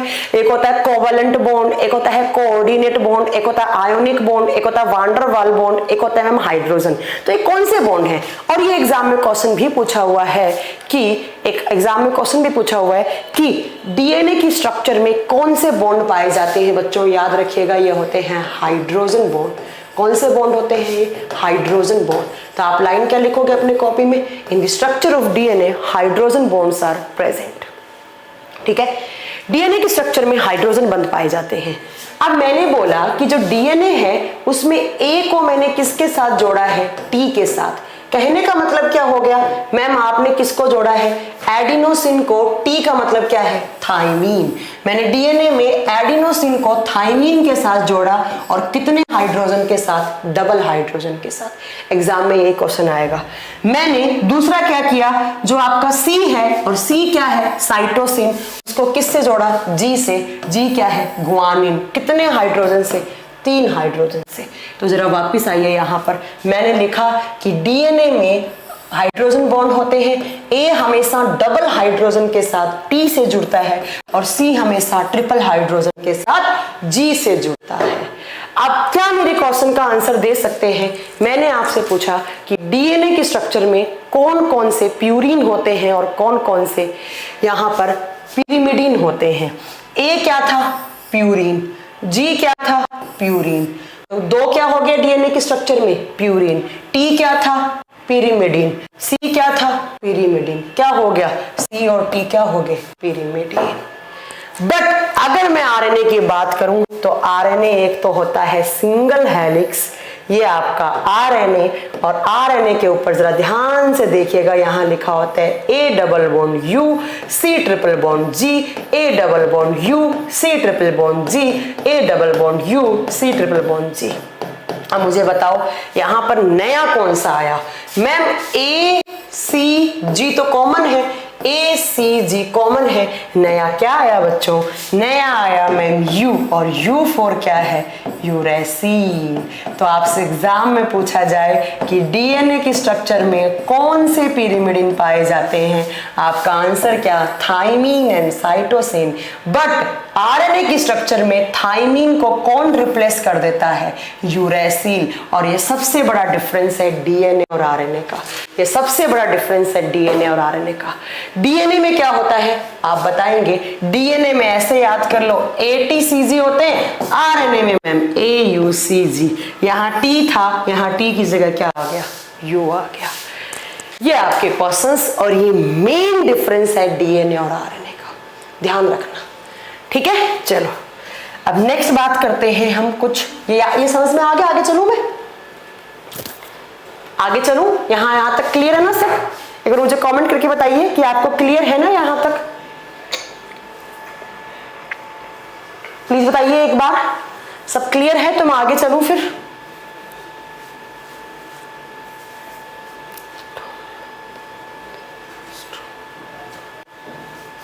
ओके मैम क्लियर है? यस मैम, कोई डाउट नहीं है? यस मैम, आप पढ़ाती हैं तो कोई डाउट नहीं रहता है। यस मैम, कोई डाउट नहीं है, प्लीज आप आगे पढ़ाएं। चलो, बड़े अच्छे इंटेलिजेंट बच्चे हैं आप तो। बस कुछ बच्चे ही हैं इस बैच में जो फालतू की बकवास करते हैं। नेक्स्ट सुनो आप, डीएनए आरएनए के बाद एक डिफरेंस और सुनो आप ध्यान से। एक नहीं, अभी तो हम बहुत सारे डिफरेंस पढ़ेंगे। चलो देखो, जो डीएनए है बच्चों ध्यान से सुनिएगा, जो डीएनए है उसके ऊपर कुछ अलग टाइप के प्रोटीन पाए जाते हैं और इन प्रोटीन को बोलते हैं आप हिस्टोन प्रोटीन। कौन से प्रोटीन? आप बताएंगे हिस्टोन प्रोटीन। बट अगर मैं आरएनए की बात करूं तो आरएनए में ऐसी कोई स्ट्रक्चर नहीं होती है, यहाँ पर हिस्टोन प्रोटीन नहीं होते हैं। तो कभी कभी एग्जाम में क्वेश्चन आता है, ठीक है, ठीक है, कभी कभी एग्जाम में क्वेश्चन आता है बच्चों कि जो हिस्टोन प्रोटीन होते हैं वो कौन से न्यूक्लिक एसिड पे होते हैं। आप क्या बताएंगे? हिस्टोन प्रोटीन किस पे होते हैं? डीएनए पे होते हैं। आरएनए ऑप्शन हो तो आप क्या बोलेंगे? वो गलत है। अगर आरएनए ऑप्शन हो तो वो क्या होगा? गलत है। अब मैंने एक डीएनए का डायग्राम बनाया बच्चों, यहाँ से ना आपके, चलो पीछे वाले देख लेते हैं, यहाँ पर आओ। ये मैंने डीएनए का डायग्राम बनाया ऐसे, ये सब मैं रफ कर देती हूँ ताकि आपको थोड़ा अच्छे से समझ में आए। देखो बच्चों, ये मैंने डीएनए का डायग्राम बनाया। कुछ यहां से ना आपसे कुछ वैल्यू पूछी जाती है। इससे आपसे पूछा जाता है कि एक हेलिक्स ये है, एक हेलिक्स ये है। थोड़ा इसको इधर ले जाऊं, आपको दिखने में कुछ दिक्कत हो रही हो तो देखिए, एक हेलिक्स ये है, एक हेलिक्स ये है। इन दोनों हेलिक्स के बीच में डायमीटर कितना होता है? आपसे क्वेश्चन पूछा जाएगा कि मैम साइंस एमसीक्यू में क्वेश्चन अलग है क्या? यस, साइंस एमसीक्यू बैच है, वो आपका प्रैक्टिस बैच है। उसमें मैं सिर्फ क्वेश्चंस करवाती हूँ और क्वेश्चंस के आंसर देती हूँ, और बाकी के 3 जो सही आंसर होता है उससे जितने भी आपका एग्जाम में क्वेश्चन बनते हैं वो बताती हूँ, और बाकी के 3 ऑप्शन को मैं बताती हूँ, एक्सप्लेन करती हूँ कि इनसे कैसे क्वेश्चन आ सकते हैं। तो वो बड़ा ही अच्छा क्वेश्चन है प्रैक्टिस के लिए, बड़ा ही अच्छा बैच है प्रैक्टिस के लिए, आप उसको परचेज कर सकते हैं। जो आपका साइंस एमसीक्यू प्रैक्टिस बैच नाम से है, तो वो आप परचेज कर सकते हैं, क्योंकि वहां से आपको बड़ा ही आपको प्रैक्टिस करवाई जाती है क्वेश्चंस की। चलिए देखिए, ये 2 हेलिक्स हैं, इन दोनों हेलिक्स के बीच का जो डायमीटर होता है वो कितना होता है? आप बताओगे वो 20 एंगस्ट्रॉम का होता है। ये आपका सीडीएस के पेपर का क्वेश्चन है कि डीएनए के जो 2 हेलिक्स हैं, 2 कुंडलियां हैं, उसके बीच का डायमीटर कितना है? आप क्या बताएंगे? वो 20 एंगस्ट्रॉम है। दूसरा, यहां से लेकर यहां तक का एक जो फोल्ड है, एक टर्न हो रहा है, ये टर्न हो रहा है ना डीएनए, इसको बोलते हैं ईच टर्न, प्रत्येक टर्न। ये जो टर्न लिया है उसका कितना, आपको पूछा जाएगा कि जो टर्न है इसकी लेंथ कितनी होती है। आप बताओगे डीएनए के अंदर जो प्रत्येक टर्न है, जो एक टर्न लेते हैं, उसकी जो लेंथ होती है वो कितनी होती है? आपका आंसर होगा कि प्रत्येक टर्न की लेंथ 24 एंगस्ट्रॉम होती है। कितने एंगस्ट्रॉम? 24 एंगस्ट्रॉम। ठीक है, 24 नहीं, 34 एंगस्ट्रॉम लिखा सही है, बोला गलत है। ठीक है, ये 20 एंगस्ट्रॉम है, यहां से लेकर यहां तक का कितना है? 34 एंगस्ट्रॉम। अब तीसरा एक से सुनो, मैंने लिखा ATCG, ये भी क्या है? Nitrogenous base. ये भी क्या है? Nitrogenous base. ये जो 2 नाइट्रोजीनियस बेस है ना, इनके बीच की अगर आपसे लेंथ पूछी जाए तो बच्चों वो होगी 3.4 एंगस्ट्रॉम। 3.4 एंगस्ट्रॉम। याद हो गया? फिर रिपीट करूं, अगर ये पूछे तो पूछेगा कि हेलिक्स के बीच का डायमीटर कितना है, तो 20 एंगस्ट्रॉम। ये पूछेगा तो पूछेगा जो डीएनए का टर्न है वो कितने एंगस्ट्रॉम पर वापस रिपीट होता है, आपका आंसर होगा 34 एंगस्ट्रॉम। ये पूछेगा तो पूछेगा 2 न्यूक्लियोसाइड्स या 2 नाइट्रोजीनियस बेसिस है, उनके बीच का जो डिस्टेंस है वो कितना है? 3.4 एंगस्ट्रॉम का। तो आप समझ रहे होंगे, जब 3.4 है और पूरा 34 है तो कितने फोल्डिंग्स होंगी यहाँ पे? इतनी मैथ्स तो आप सबको आती होगी। ठीक है, चलो अब बात आती है नेक्स्ट। अब नेक्स्ट बात आती है आपकी डीएनए और आरएनए के बारे में। जरा ध्यान से सुनो कि डीएनए और आरएनए का काम क्या होता है। डीएनए और आरएनए का काम क्या होता है? अगर मैं बात करूं डीएनए की बच्चों, तो डीएनए को बोला जाता है जेनेटिक मटेरियल। क्या कहा जाता है इसको? Genetic material. हिंदी में बोलते हैं इसको आनुवांशिक पदार्थ। अब आनुवांशिक टर्म का मतलब क्या होता है? आनुवांशिक का मतलब होता है एक पीढ़ी से दूसरे पीढ़ी में ट्रांसफर होने वाली। इस जो डीएनए है वो एक पीढ़ी से दूसरी पीढ़ी में कुछ इंफॉर्मेशन लेकर जाता है, कुछ सूचनाएं लेकर जाता है, इसलिए इसको बोलते हैं जेनेटिक मटेरियल। आपसे पूछा जाए कौन सा न्यूक्लिक एसिड है जिसको आप जेनेटिक मटेरियल बोलते हैं, आप क्या बोलेंगे? डीएनए। देखिए आर का मतलब क्या है बच्चों? आर का मतलब मैंने बताया था राइबोज, और जब भी आप साइंस में राइबोज टर्म देखें रिलेट करता है प्रोटीन से। तो आरएनए का काम होता है प्रोटीन का संश्लेषण करना। It is helpful in synthesis of protein, it is helpful in synthesis of protein. यह प्रोटीन के संश्लेषण में सहायक है। किसके संश्लेषण में बच्चों? आप क्या बताओगे? प्रोटीन के संश्लेषण में सहायक है, प्रोटीन के संश्लेषण में सहायक है। ठीक है, बता देंगे ये बात। क्या मैं वापस रिपीट करूं एक बार? चलो एक बार और रिपीट कर देती हूँ। ये काम करता है प्रोटीन सिंथेसिस का या प्रोटीन मेकिंग का काम करता है। ये प्रोटीन मेकिंग का अंकित राठौड़ पूछ रहे हैं मैम डिस्कवरी ऑफ डीएनए, पीछे बता चुकी हूँ मैं। ठीक है, चलिए तो आपसे पूछा जाए कि प्रोटीन सेल के अंदर प्रोटीन सिंथेसिस या प्रोटीन मेकिंग का काम कौन करता है, आपका आंसर क्या आना चाहिए? आरएनए। अब बच्चों इस डीएनए वाले पार्ट को भूल जाओ। नेक्स्ट आप यहाँ पर मैं आरएनए की बात करूंगी कुछ देर तक। ये जो आरएनए होता है बच्चों, ये 3 टाइप का होता है। कितने टाइप का होता है? 3 टाइप का होता है।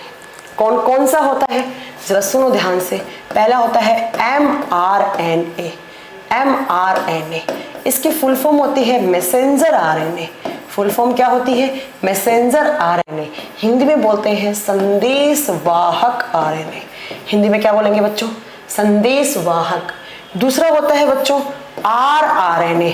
rRNA हिंदी में बोलते हैं राइबोसोम आरएनए या राइबोसोम आरएनए, राइबोसोम आरएनए। तीसरा होता है बच्चों यहाँ पर tRNA।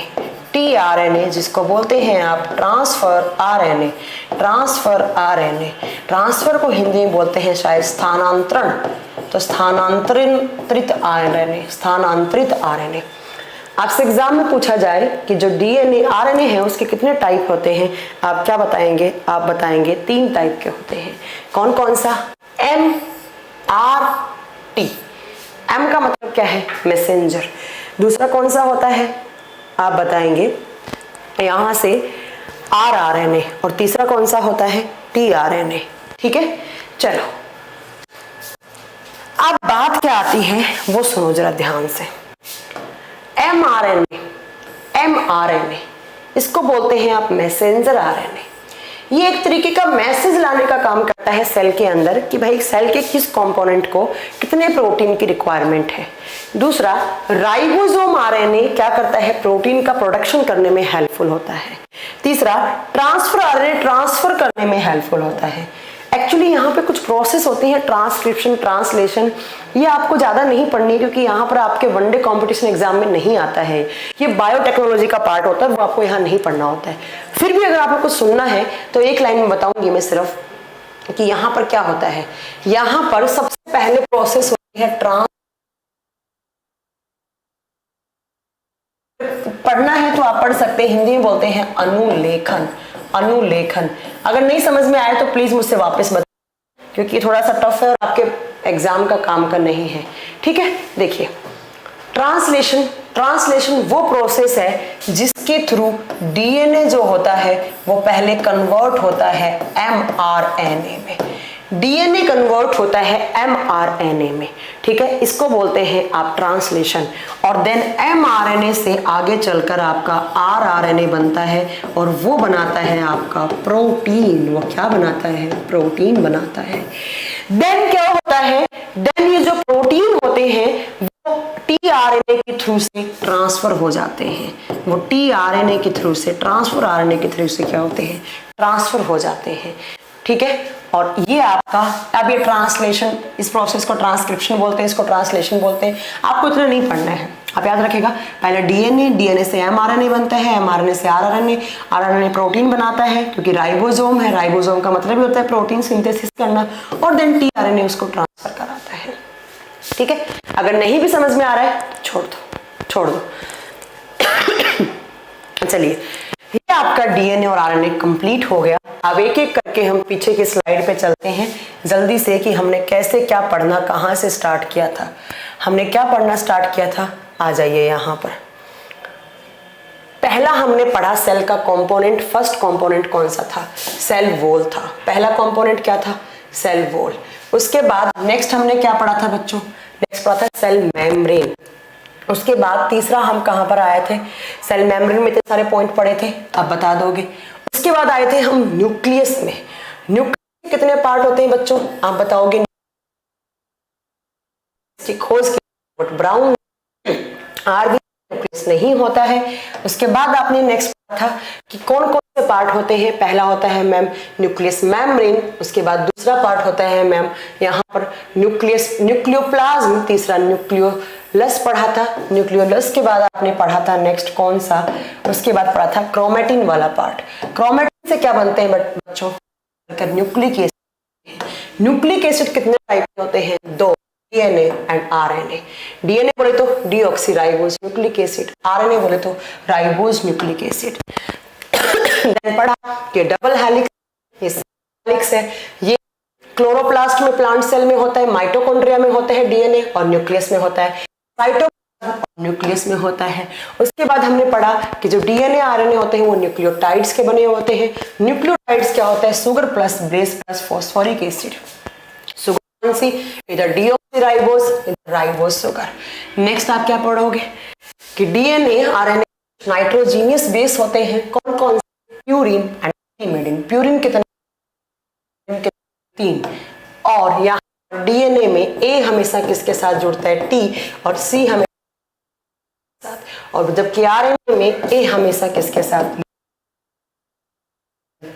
बूंद से जी के साथ जुड़ता है। अब बताइए यहाँ पर आपको कोई प्रॉब्लम है तो आज की क्लास में आपको इतना ही याद रखना है। अब हम अगले क्लास में मिलेंगे और अगली क्लास में हम कोई नया सेल का कंपोनेंट स्टार्ट करेंगे यहीं से पढ़ना। तब तक के लिए आप अच्छे से पढ़ें और अपना ध्यान रखें। Thank you very much, have a nice day. ठीक है।